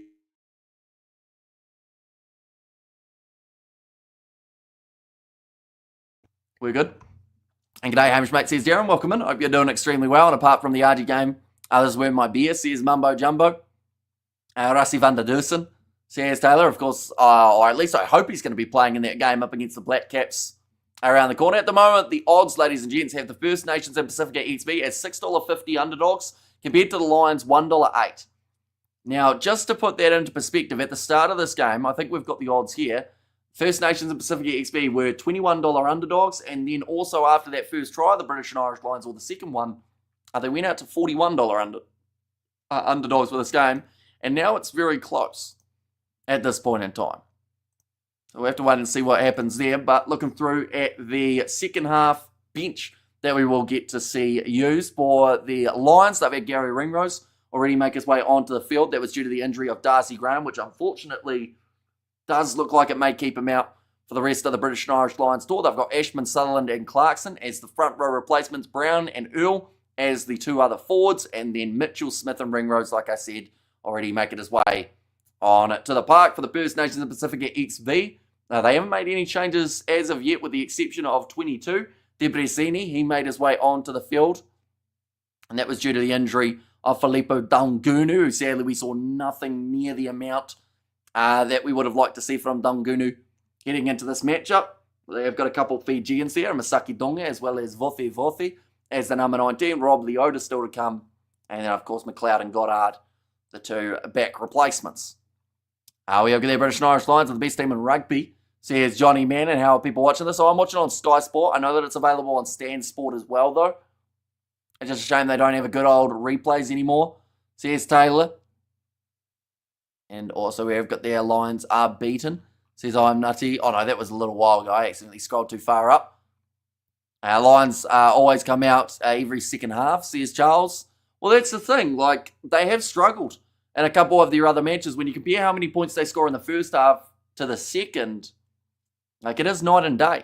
So that means that this not Moana side, but this First Nations Pasifika XV team probably will feel they've got a decent chance. What does these odds mean in monetary terms? Example, I put $100 on the Wallabies. So let's say, for instance, I don't know whether or not I should be giving a gambling lesson, but if you were to put $100 on Australia paying $4.80, you would get 4.8 times your money. So pretty much you get $480 back. Whereas if you were to back the British and Irish Lions to win and you put $100 on that, you get back $11.70 more than your $100. So you get $111.70 in that case. We have got there, that will never not be funny, says DJ Shaq. And how's the game been, bro? Any big hits? There's been a few guys smacking into each other throughout that one. I do think there's a few off the ball push and shove as well. Pollock rubbish being bashed by bigger men, says Jimbo. And also First Nations Pasifika will beat this Lions team, says Rocky, but the Wallabies will lose all three. We have got there $17 to $11.70, says Studs Race. Yeah, I probably misread that, didn't I? I did only want to really brush upon it. Yeah, you are correct. But gamble responsibly, of course. We have got there Wallabies at Nadir. Says Taylor, I don't know what that means. Curry Cup already started. Not quite. Starts this weekend.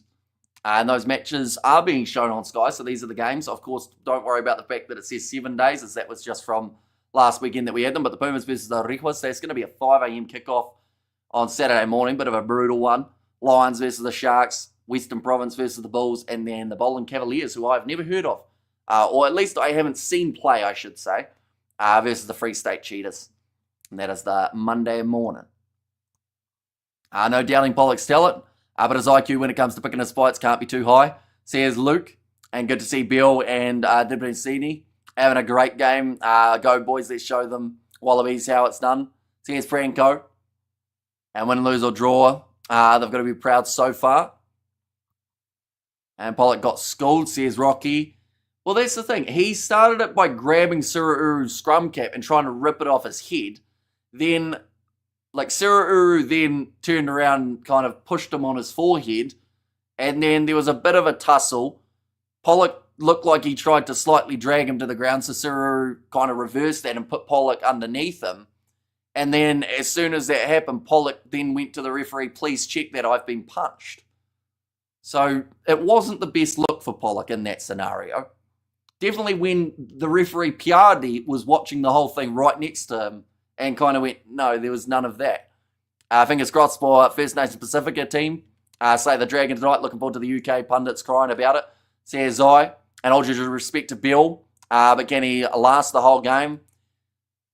The thing is, now that they've got Debreceni out there, it's kind of okay if he doesn't, because Gertley Bill was the kicker up until that point.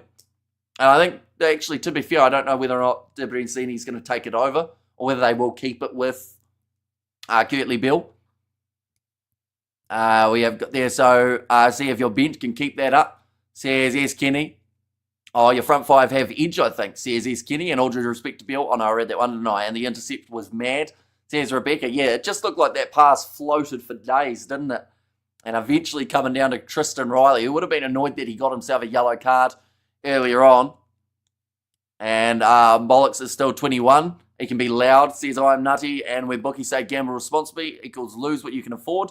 Don't gamble responsibly, gamble opportunistically.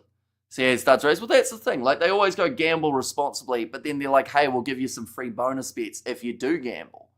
So it's kind of like, it almost is a bit of a double negative, isn't it? And good crowd at this game, says Cal Mack. And till 35 be loud, then life is over anyway, says Taylor. Jeez, that's a bit deep, isn't it? The second half will really show the depth of each team. The second half has really been where the Lions have crushed the Super Rugby Pasifika sides, excluding the Waratahs, says DJ Shack. And yeah, people have been complaining a little bit about the second halves from the Lions, how they haven't been fully cohesive together. But the thing about that as well is normally they have a much bigger lead, whereas in this case, that lead is not there. Gamble responsibly is an oxymoron, says HPM Miggy, I should say, and the way to win at gambling is not to gamble, says Stephen Marshall. And Farrell, Noaki or Tui needs to toughen it up in the middle. And Pollock is 20, not 21, says Tanner. And which out of the South African rugby teams has your favourite logo?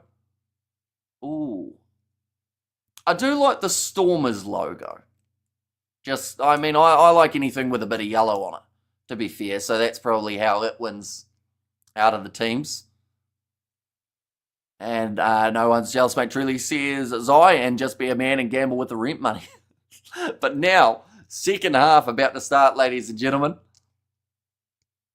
On Farrell, captaincy.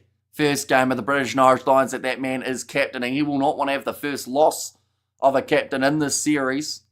And Lions in a good second half, says Tim Law.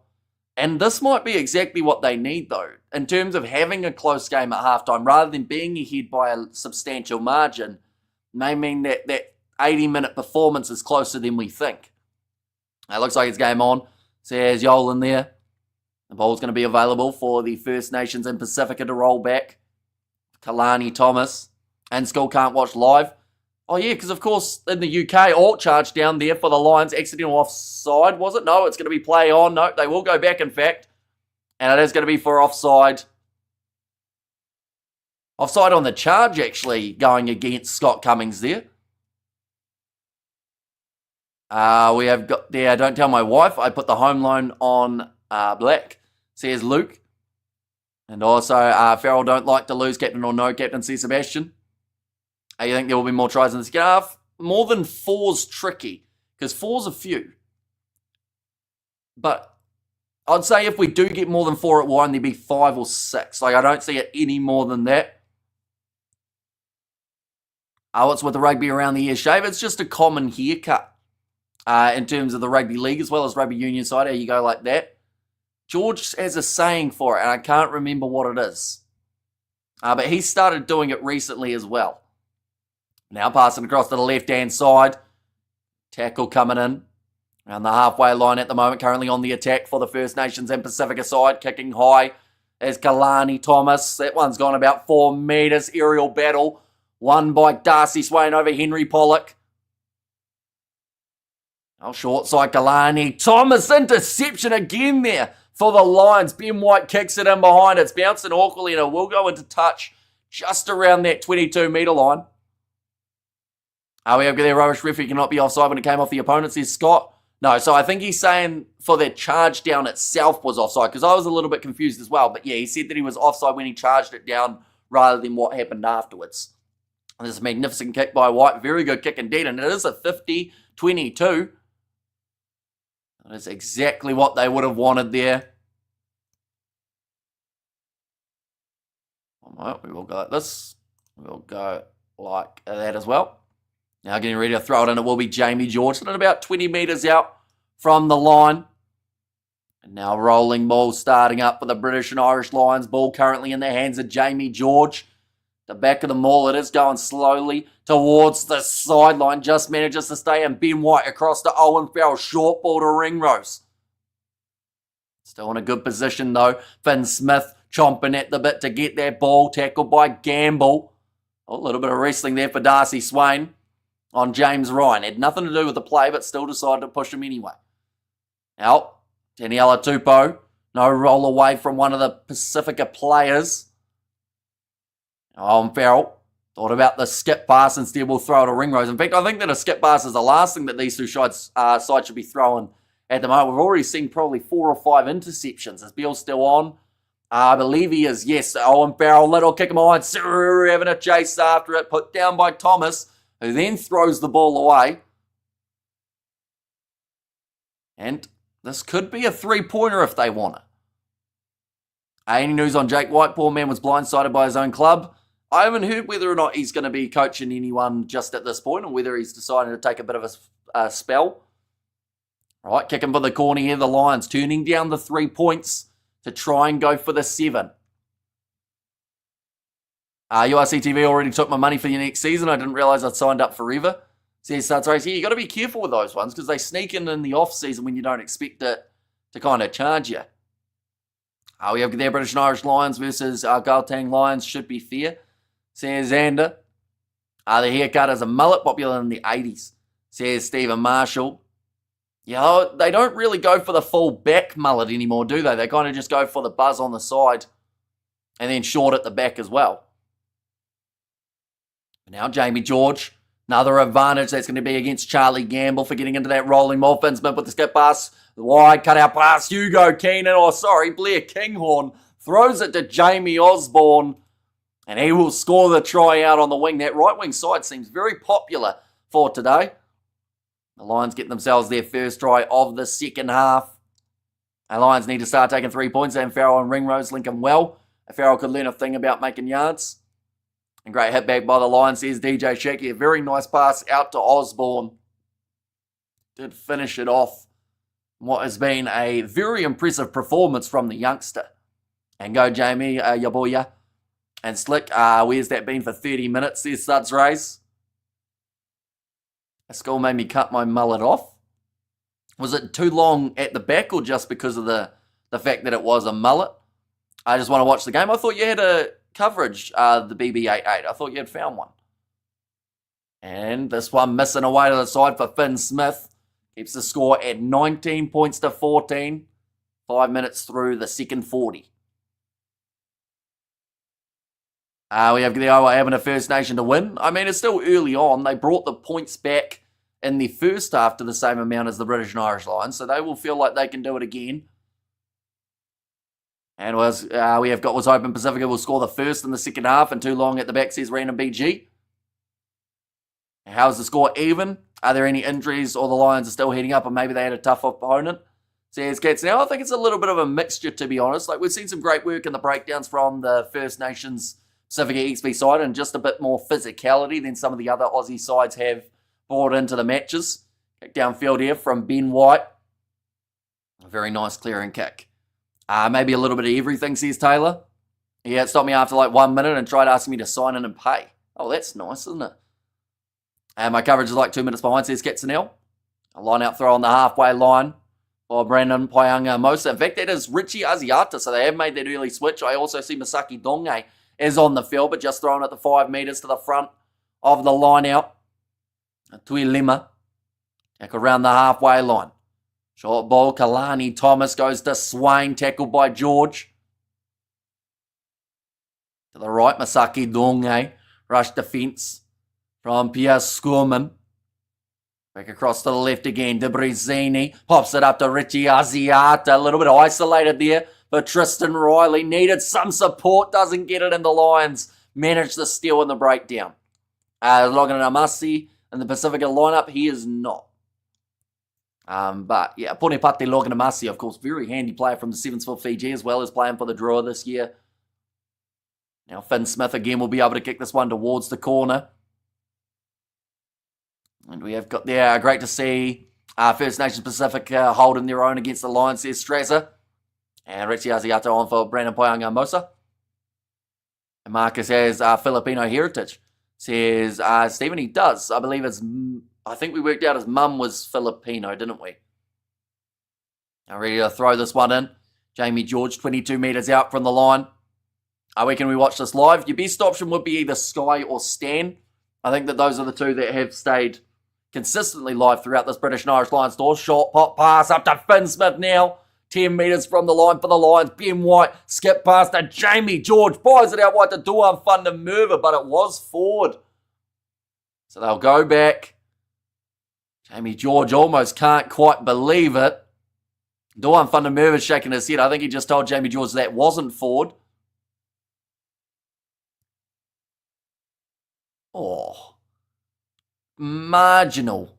I think that is for Jamie George. It's definitely not the forwardest pass we've seen. Not too bad from Jamie. And let's go. The Lions try coming up, says Sniper Jim. And it doesn't seem like any news on Jake White as of late. Not on Google anyway, just check now. And also we have got there, Pete Samu running the waters in this game. He's just had a water bottle thrown at him. How do you feel about James Lowe and Gibson Park playing for Ireland and the Lions? He's can you actually talk about it a little bit after that Wallabies test match? Because he's getting more water thrown at him for Pete Samu. I think he liked it the first time. He was laughing. And that next time that someone did it, he was all but going over to smack them. That was never forward, says Scott. And that was foot forward, says Calmac. Has Duan made a pass this whole tour? Not a huge amount. But then I guess his role for the Lions most of the time is just to run down that wing with ball in hand and hope for the best. Now, taken on the halfway line, Blair Kinghorn looking to run this one forward. He pops it up to Duan Fundermerv. This is his opportunity too. No, he didn't. He just ran it once again. And he was in the middle of the park this time. Ben White off to Finn Smith now. Kinghorn again trying to make those extra couple of metres. Ben White back across Pierre Scorman. Trying to step, but a good shot on him by Salakai Lotto. It's a little bit surprised that he continued for as long as he did, although he stayed down for a longer time here, slower and slower, getting back up to his feet. And Lee Bilham tackled by Asiata. And the ball's ripped. It's a little bit scrappy. Sururu slaps it back now. A little bit of football there from Ben White, who looked like he got slide tackled there. Chasing after it's Ringrose. And he's just knocked that one on the ground. They're going to give it as a try, but I think they'll have to check that one. If it's not, it's Josh Van den Flair who scored it. But I think Gary Ringrose clearly knocked that on the ground, didn't he? So they might check it, but by the looks of it, it's a try. They're happy with the gathering of the ball. I thought Ringrose just kind of, gave it a little bit of a tap forward while he was on the turf to try and get it in control. We'll see a replay now. Ben White kicking it downfield. Then from here, Ringrose had the ball on the ground and then he I believe he tried to use his forearm to control it, but I think they're going upstairs to check this one. They've kicked that over anyway, just to add the extra 2 just in case. There's about 15 knock-ons in that passive replay, said DJ Shack. All right, they're going to be checking this one. James Gibson Park and James are both Irish citizens, now the same as Bundy Aki. The very right to play for the British and Irish Lions, says Jason Wall. We're going to see it now. See, it's still on his arm, but he's lost control of his hand. No, he controlled that, says S. Kinney. And a knock earlier, if that's not one. I think it was also that first initial contact, wasn't it?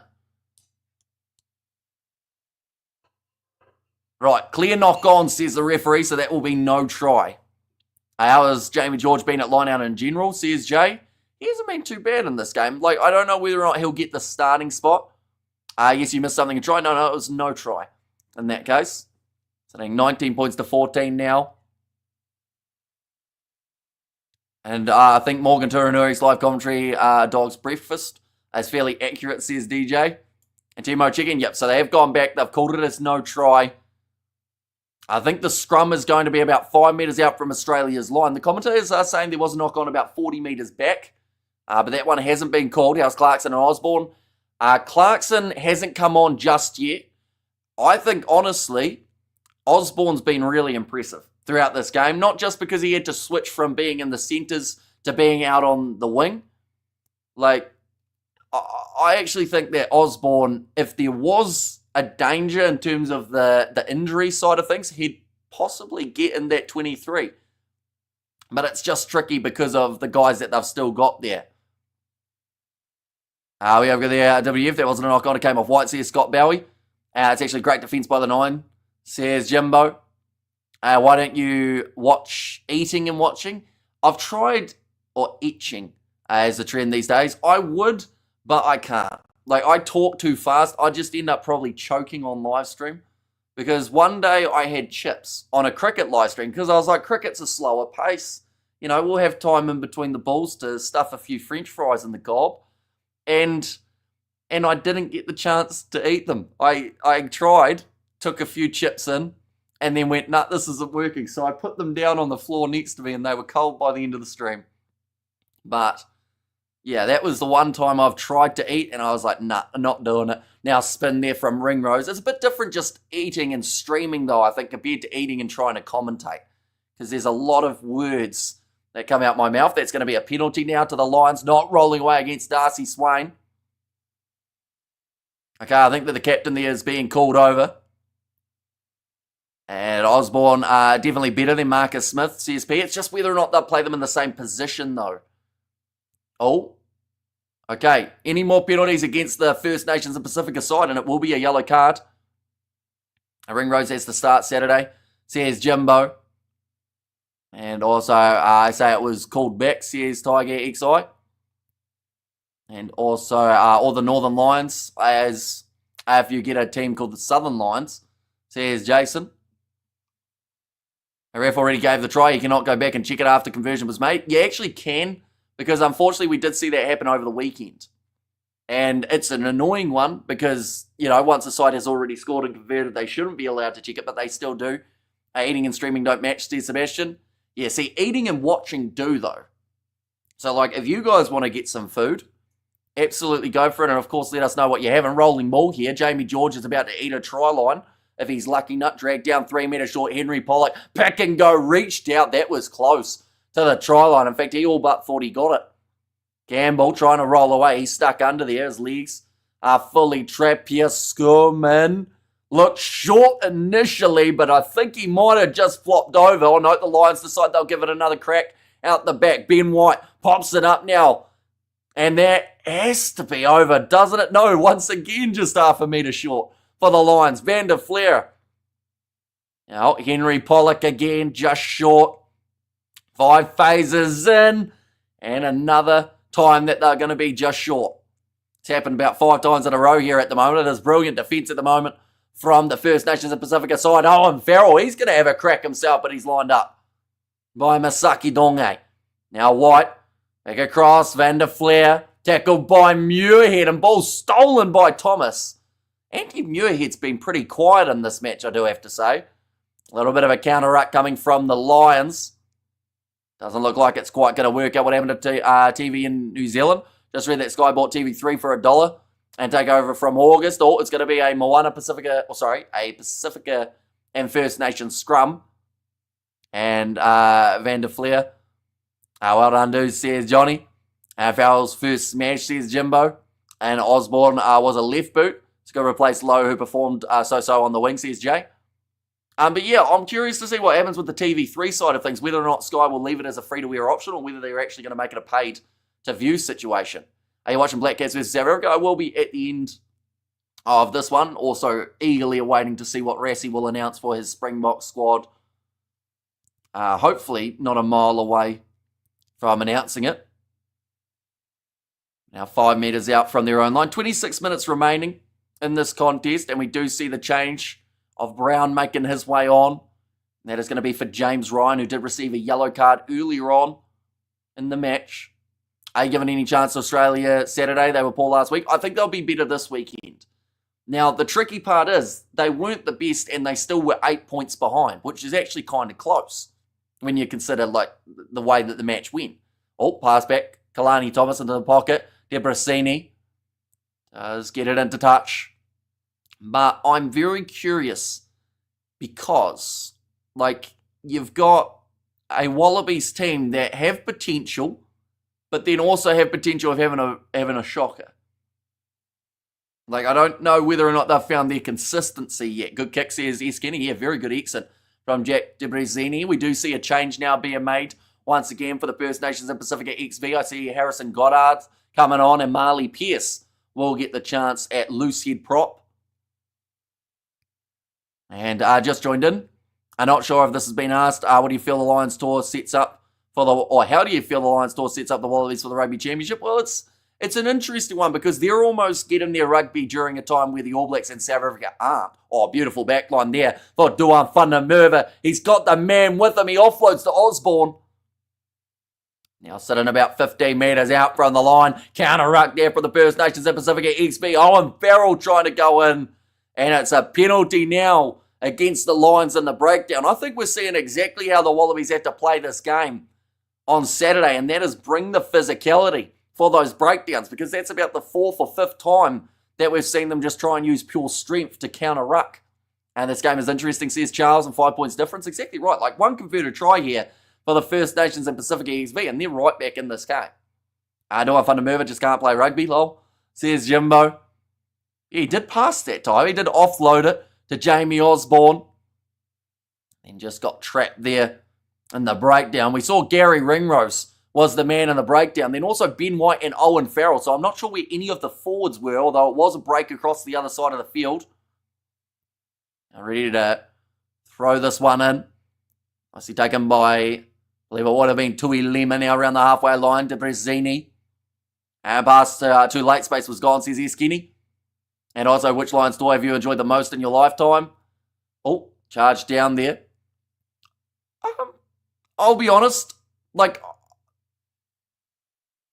I probably haven't fully watched a tour from start to finish with the exception of the last one. Only because of the fact that, like, that was when we kind of started following it again. Like, I used to watch rugby quite a bit, but then I did go away from it for a good, like, decade or so. So, there's probably a lot of great Lions moments that I've missed throughout my life. But now, kicked him behind, Debrezini looking for the 50-22. I think he almost got it, but the ref says it will be a Lions throw. Or do you think the Test 15 can take the Springboks? Says Zaid. The Test 15. Are you talking about the British and Irish Lions or are you talking about the Wallabies? And after this game, can you switch to the rugby scoreboard to the Black Cats versus South Africa if possible, says Charles. I mean, I can give you an update on the score, although there'll be some people who probably don't want any spoilers if they are going to watch it from the start afterwards. Now thrown in by Jamie George, taken by Pollock. So in 22 metres out from their line at the moment here for the Lions, Ben Earl. There's an attack and run. Rolling this one back, it will be Ben White again. Ben White's having a big influence today. Chance of a bench spot, maybe.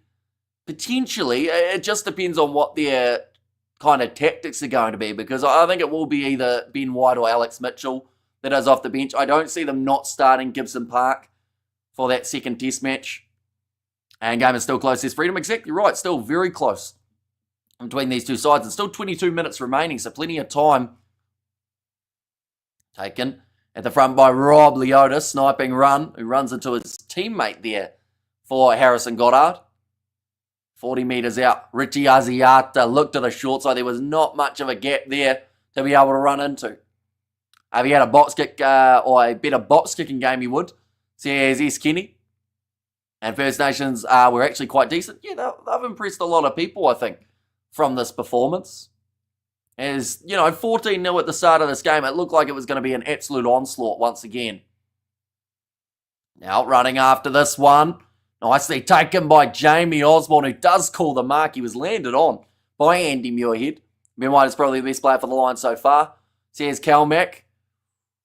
Either him or Jamie Osborne, I would say, has to definitely get an honourable mention for what he's been able to do throughout this game. Now Curtly Bell kicking high. Debrezini chasing after it. Osborne, oh no, he's just knocked it on. I just jinxed the man. I apologise to Jamie Osborne and his whole family. But it looks like they're going to go back. And it is going to be now a First Nations and Pasifika scrum. A bit under 63 points, so you'll be feeling pretty confident about now, I would say. However, their Black Caps got another wicket, says Charles. So the squad is playing better than the Wallabies at times, says I. And why has Rugby League never taken off in South Africa like other traditional rugby top-tier countries? The original reasoning behind it is slightly not ideal, as it was to do with, like, certain... The best way of describing it was if you wanted to play rugby league, you were banned from playing rugby union. So that's why we saw a lot of players go to rugby union, and since then they never really got back into it, I guess. And that was due to the fact that for so long it was that if you considered playing rugby league, you were gone from the union side, which of course everyone wanted to get that chance to play for the Springboks, plus that was where the opportunity was. There's a UFO behind you, Hamish, the flashing lights. Yeah, they come and visit sometimes. I don't know why. Currently 20 minutes remaining. Hunter Paisami, Leonard Cattell, and Tate McDermott all in the stands. See, there's Zane Gore as well. Ben Donaldson, Nick White, Angus Bell, Jeremy Williams, Tom Hooper, Nick Champion to Chris Pigney, Tom Robertson wearing his glasses in the stands too. So pretty much the whole of the Wallabies starting lineup of what we saw, and also a few of the benchmen as well. What is this Moana Pasifika from Super Rugby? It is not, no. It is the First Nations and Pasifika XV, which actually involves 0 players from Moana Pasifika. Oh, another scrum reset taking place now. Lions not getting it to the wings much, and don't think the Aussies will win the game and the championship. New Zealand must have average opposition now. I know South African teams, just Aussie teams who aren't great. Says P. We're talking about Super Rugby or the Rugby League side of things. 71% territory at the moment, 64% possession. League was not a thing in New Zealand until 1960s, when lots of people protested South Africa tour to join league sides. Says Studs Race. And South Africans like to scrum. No scrums in Rugby League, hence why it's not popular in South Africa, says Nadine. Now Goddard firing it away to the right-hand side. Lalakai Faketi, little kick him across from De Brezini. Well marked, though, from Blair Kinghorn. There's been some hard contact in the air. Do you cover women's rugby too? I do cover a little bit. Not a massive amount recently, but we did cover that last Women's World Cup. And I do want to cover some of the World Cup coming up in the future for the women's side of things as well. But I have also seen that someone did some really bad scheduling, and the Women's World Cup final takes place at the same time as the Men's Rugby Championship match between South Africa and Argentina, which we are going to be covering. Which means that if I cover a lot of games up till that point, I won't be able to do the final. So that's a slightly, downside of it. But maybe I can try and find someone to fill in for that final. Maybe I'll get my mum to do it. Although I will have to pay her a lot of money. At what point in time? Says Brandon, at the moment we are sitting 19 points to 14 after 61 minutes. Well, in fact, closer to 62 now. I'm benched against South Africa, so why not watch rugby? Says Jimmy Neesham. And there were contested scrums in Rugby League back in the day, says the Big V8 show. And why isn't Danny Alatupa playing for the Wallabies, but is in the squad? He was released from the Wallabies to play in this game, and then he will be joining straight back up with them. Same with Rob Leota. As another big example, because you can see his bright blonde hair on the back of that scrum now going off to the right-hand side to one Van Merwe, lined up early by Tristan Riley. Tries to turn it into a rolling maul. Ben Earl sneaking almost through that defensive line of the First Nations and Pasifika. Blair Kinghorn passes on the outside to Jamie Osborne. Wants the passing option, but the whole time Ben White was just a metre in front of him, so couldn't throw the pass. Now Ben White, again going off to the left-hand side, finds the big man Scott Cummings. Ali Pierce wanted to get that steal. Ringrose sells the dummy. That's a tackle off the ball from Rob Leota. As well done as well from Pierce Scorman, because he felt like Rob Leota was pulling out of that tackle, so kind of grabbed him and dragged him down with him. Nice sell of the dummy from Farrell, and in the corner, Duan van der Merwe will score the try for the Lions. I want FNP to win, says Strazza there. That is another try for the British and Irish Lions, their fourth of the game, and Duan van der Merwe does run it in. The First Nations and Pasifika side, they've had some really good moments, but just eventually the Lions getting too strong. Look forward, says Jason Wall, and that's more like it, says Jimbo. And also Hamish, my aunt, says hi. Do you have anything to say back? So say hello to your aunt for me. That's probably about all I'll say. New Zealand beating South Africa 38-2 after 8 overs, says Pete. Yeah, going out wide, Duan van der Merwe. To cut back in a little bit, make it a slightly easier kick for Finn Smith, who is sitting at the moment 2 from 3 for today. And he's sitting now 2 from 4. That one misses away to the left-hand side. Score sits 24 points to 14. As that Duan van der Merwe scoring a try. And some knob said he can't play. Come on, ye Lions, says David in there. I mean, to be fair, if he didn't score that one, he didn't get touched by a defender because he was way out on the wing. So if he didn't score that one, there would have been something really wrong. And mate, this invitational team is impressive, given the Lions a tough slog. And First Nations Pasifika are getting tired. I don't know if they're getting tired. I think that was just a defensive misread, plus a little bit of really good work on attack from the Lions. Like, credit where credit is due there for Owen Farrell, the way that he created that space and then passed it on the outside to Fundamerva. How's Jack Morgan playing?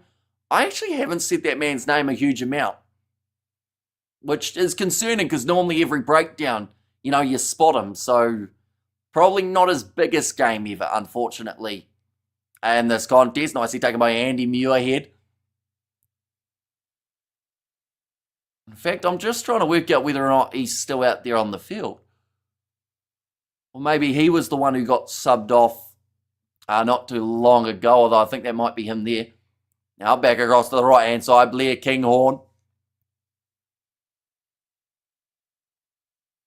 I'm having a look around. I'm trying to find the man. Oh, nice quick hands from Owen Farrell. Finds it on the outside to Gary Ringrose. Good aggressive run. No, I think Ben Earl went on for Jack Morgan. I think that was that sub. Back across. 40 metres out from the try line. Finn Smith grub it in behind. Just looking for a little bit of territory here, and that is a very nice kick. Osborne is everywhere. Yeah, he's had a really strong game. Came off Earl, I think, says Morgan. Sam Prendergast wouldn't have missed those. Says yes, Kenny. You look like Arthur Rehe. I'm not sure who that is. I'm going to have to do a quick Google. Arthur Rehe. One moment. Image. Do I? He's got a much better beard than myself, although I can kind of see it a little bit. If I could grow a beard, maybe. I think we got the same hairline.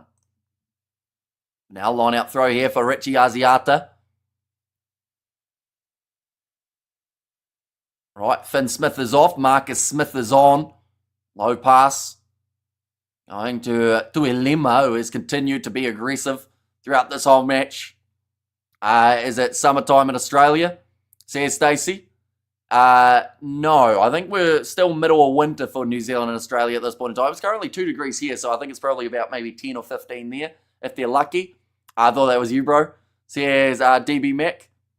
And Duan is useless at most things. Says Bastion. And Duan Fundamerva hasn't been great since the Six Nations. Says Kylan. Right, Vuthi about to make his way onto the field. That is going to be for Tuilima. Will make his way off. But 13 minutes left. 10 points down, and the Lions have got themselves another line out 35 metres out from the try line. So one more try here for... Oh, no, stolen at line-out time. Saki Donge picks it up, tackled by Henry Pollock. And the penalty, though, to the Lions. The work and the breakdown. It's a neck roll, in fact. Who's the standout player so far? I would actually say Jamie Osborne for myself. Yikes, I'm guessing you're South Island with 2 degrees. Yep, South Island about halfway up. Osborne is the closest player to Elliot Daly in terms of versatility. Yeah, he can play a lot of positions. And the fact that even in this game he's played 2, went from in the centres where he was looking strong to then going out on the wing where he still had some very good moments. Of course, last time I said that, I jinxed him and he dropped the ball. But with the exception of that, he's been...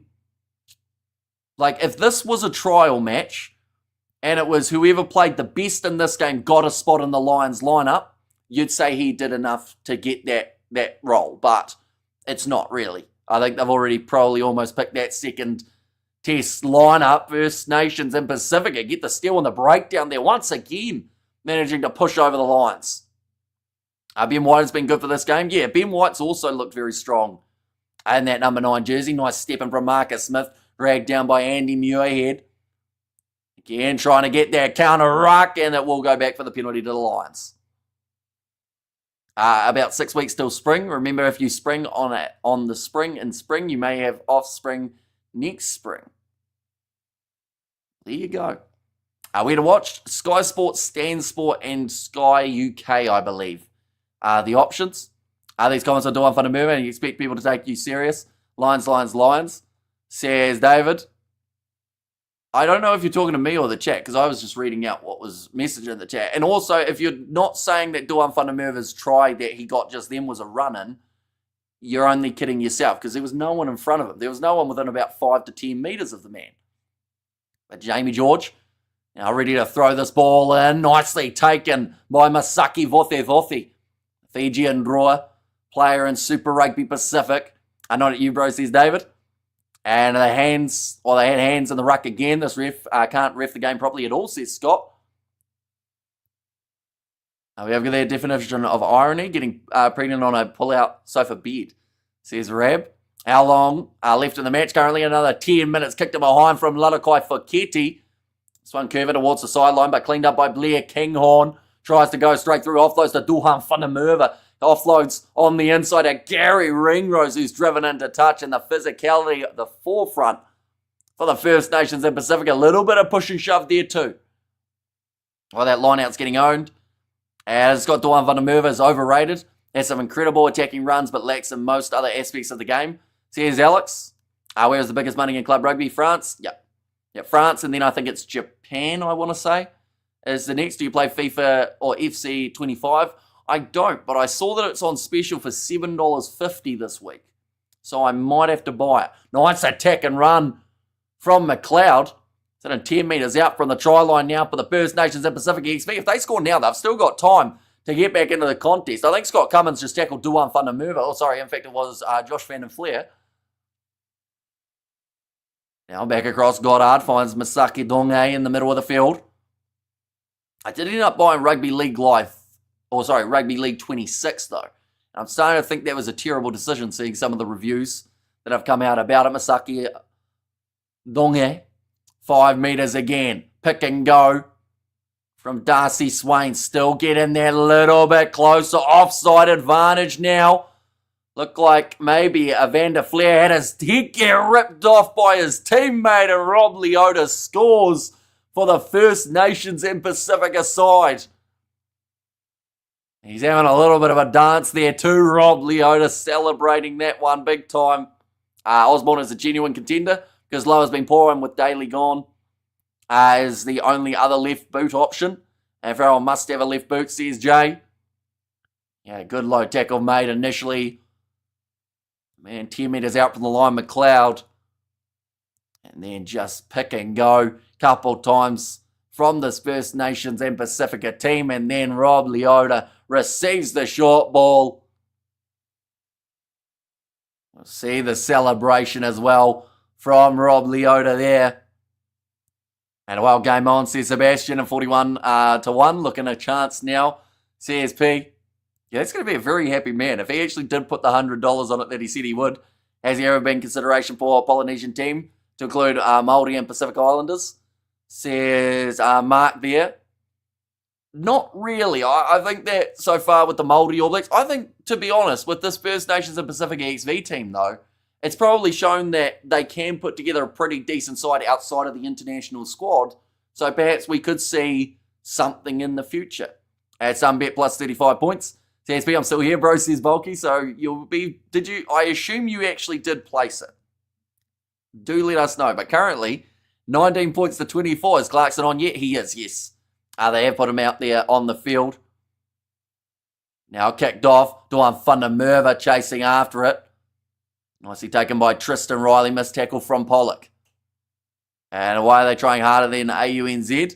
Well, without being harsh, it isn't that hard to try harder than AUNZ when you lose 48-0. I will send you a screenshot of win. Says Bulky, well, just know that we do accept donation. But on the halfway line, the Lions will have themselves the line out here. And I bet no one expected this result, says Freedom.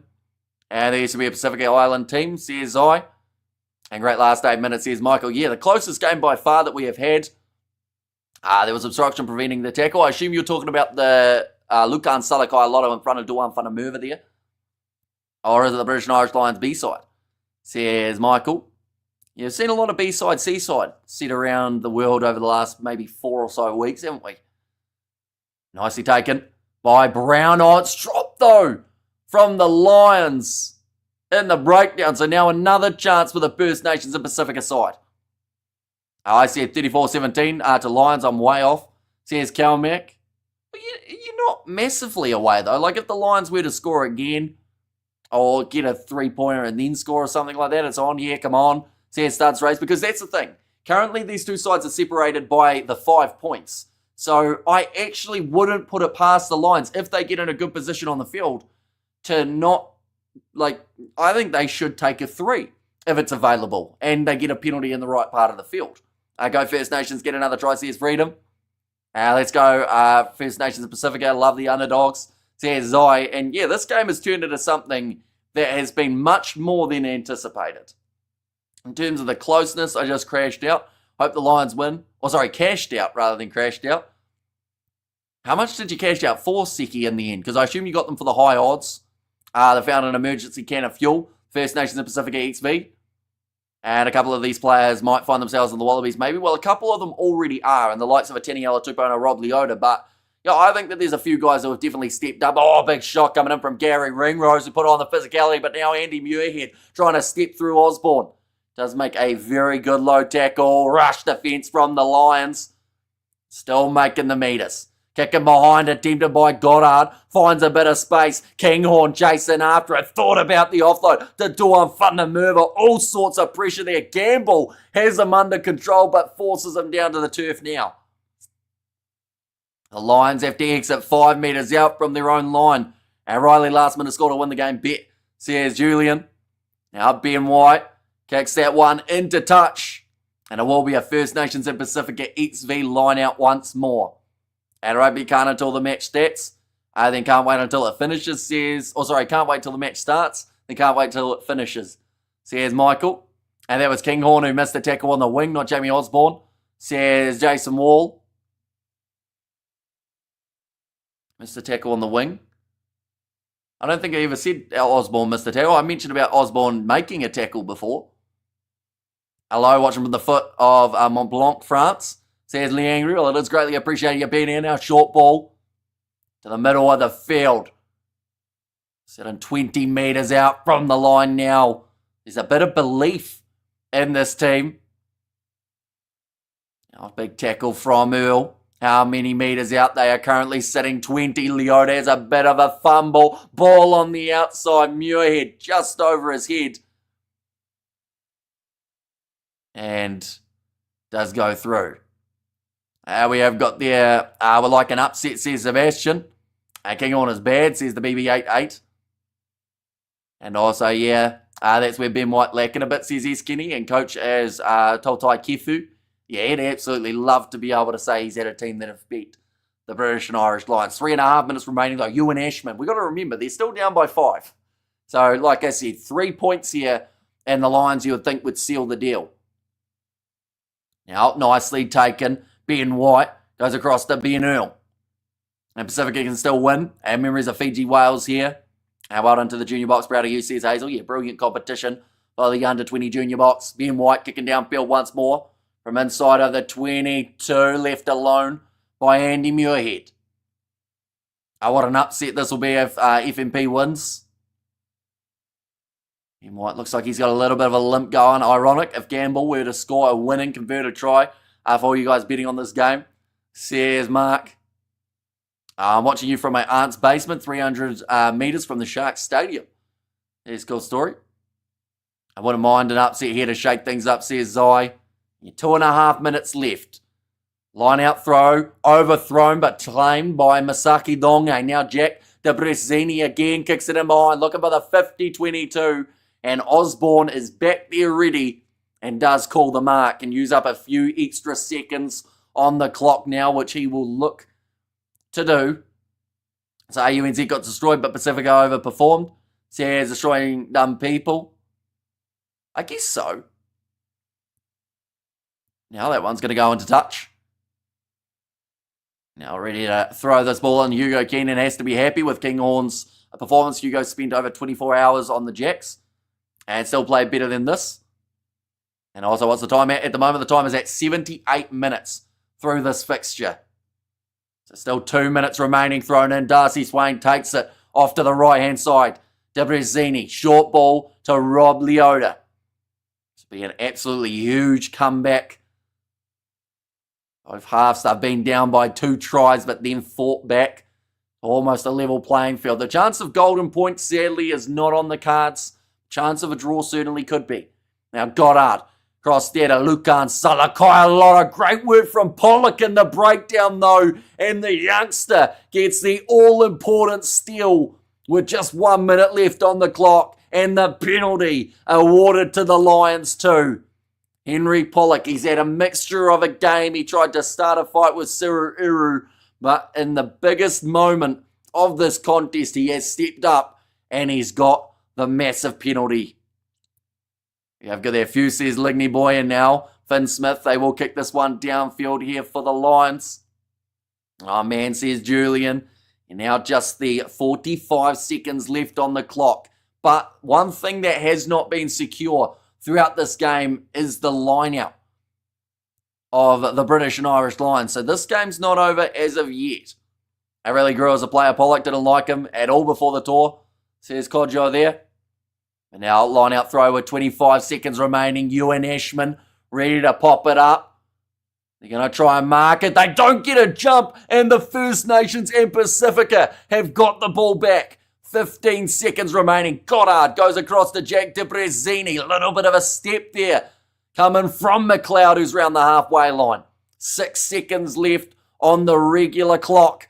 De Brezini passes it across to Masaki Vothi. And that is the full-time siren, but still one last play here. Oh, that's a forward pass from Masaki Donge. Ref says we're all good.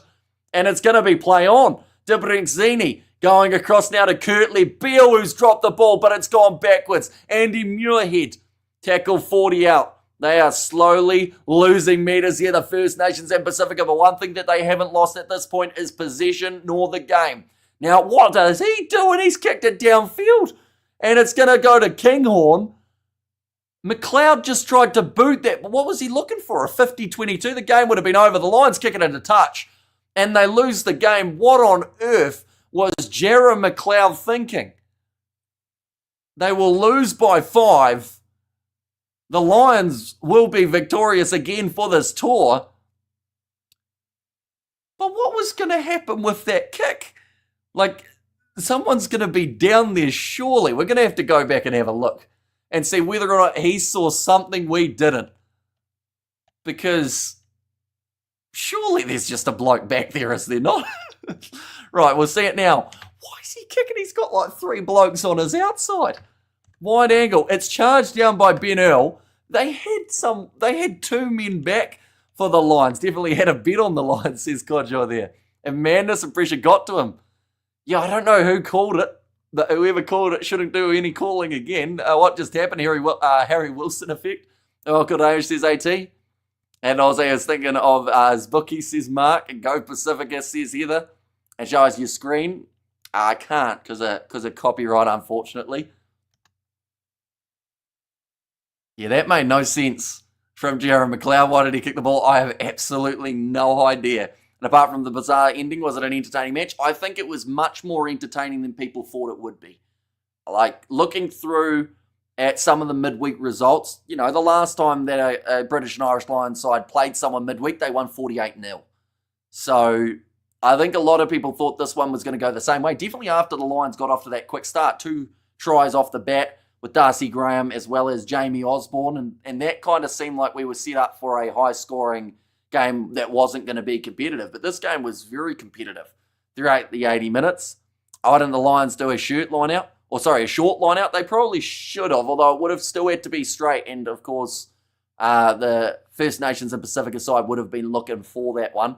And thanks for the heart rate booster in the last 30 seconds there. Great commentary, says Tim. And best results so far, Vanaka, Pasifika and First Nation, says Wilbur. And also, they were losing ground. They were in disarray, so why not try something different?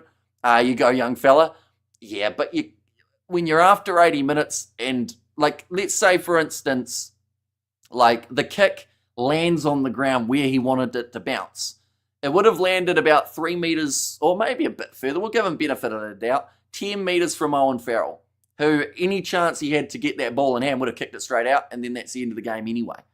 An exciting finish. Shame they couldn't quite get there. Silly kick. Thanks for the great commentary, says Mark. And mint thanks, says Steve. And of course, we are going to be back for the weekend game of the British and Irish Lions Tour as well, ladies and gents. That one will be taking place between Australia and the British and Irish Lions. It's going to be a good one because at the end of the day, the series is on the line. If we see the not New Zealanders, if we see the Australians win that one, it will be 1-1.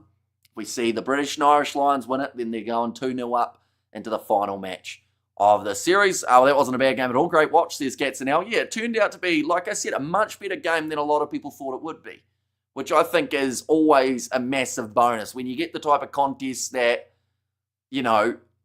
is expected to be something and then it's the complete opposite. Like the Lions were tested physically in the breakdowns, and I do think that is something that the Wallabies have to look at and go, okay, we have to hit them hard here, because if we can counter attack them in those breakdowns, similar to what we saw from the First Nations and Pasifika side, we could see a lot more competitiveness in that second test. Also, do Black Cats versus South Africa Cricket Tri-Nation Series. Please, we love watching you.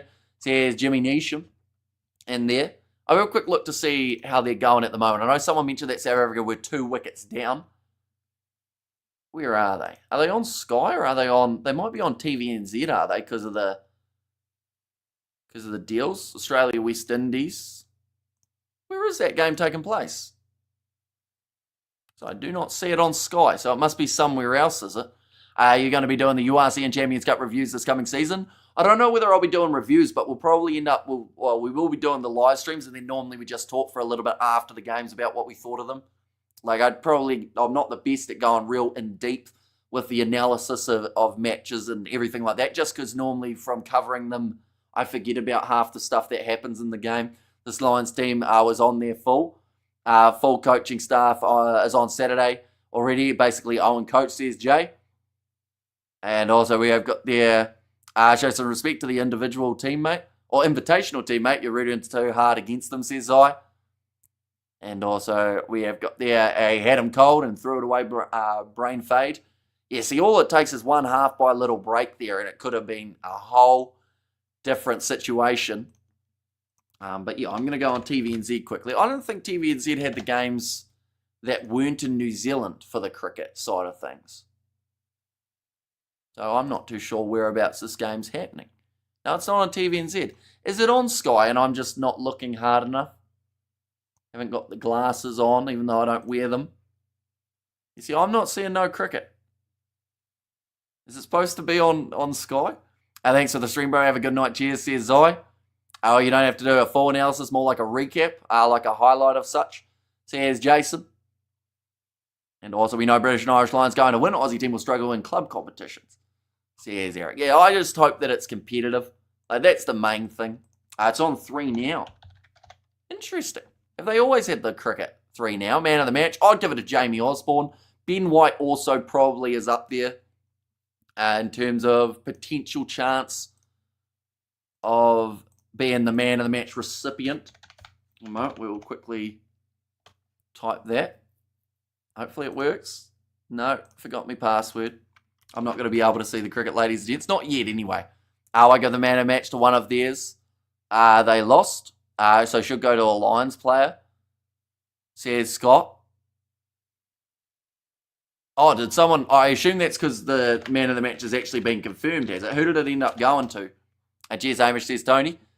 And also, Wallabies can't learn from this. Completely different lineup.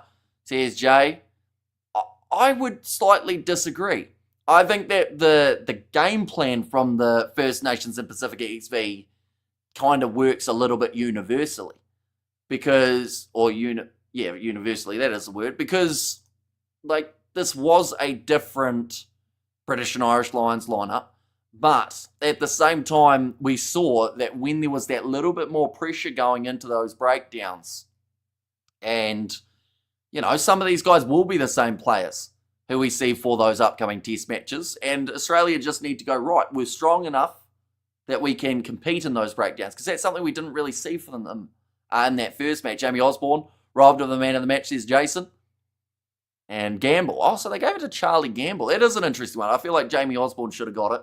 Definitely because at the end of the day, he was on the winning side of that contest too. And 76 for 4. Just under 6 overs left. I do see that Hendricks and Similani are the 2 batting at this point in time. And thanks HCSJ. But nonetheless, I do thank you all very much for tuning in. Be sure to tune in a little bit later on tonight when we will have a video coming out about the Springbok squad that is going to be announced by Rassie Erasmus at some stage today. I hope he does it soon, but he probably won't because he hasn't announced like a time. But if anyone knows what time Rassie is announcing his rugby championship team, be sure to let me know. It would be greatly appreciated. I do see that they've also got an extra game that they will be playing up against the Japanese now as a 1st of November match, managing to squeeze one more in what is already a very hectic season. And also, really pissed. I missed this midweek stream. Good to see the last couple of minutes. Hamish says, Christopher, I do appreciate you popping in, even if it is for those couple of minutes. We are going to be doing a lot of stuff this weekend in terms of hopefully the Curry Cup as well as the Wallabies match. We have got McLeod was trying to help his European friends, says whomever. Yeah, it was a really weird kick, to be honest. Like, the more I think about it, the more I think that it was just a really, like, badly timed decision. And I want to say it was maybe because he's a young player and the pressure got to him a little bit. But there's no reason to kick that ball away. I just got notification now, game over, says Nars Williams. So welcome in. Unfortunately, yeah, the game has finished. It was a good game, though. 24 points to 19. A relatively close one between the two sides. Thanks for the stream. Have a good one, says Jason. And you too. Hopefully we do see you possibly this weekend. But yeah, like I said, Rassie Erasmus at some point is going to announce his team. So until then, I will sit up, I will watch some cricket, and hopefully it's not 5 a.m. by the time that he does say who it's going to be. How often we're Lions offside and how often hands in the ruck, says Scooby-Doo. I think that a lot of stuff in the breakdown, honestly, for both teams did go unnoticed throughout this contest. Like, it just seems to be there's not a lot of consistency across teams in terms of, like, or even across games, really. Thank you, Hamish. Great commentary. Says Heather, thank you very much, Heather. Greatly appreciated.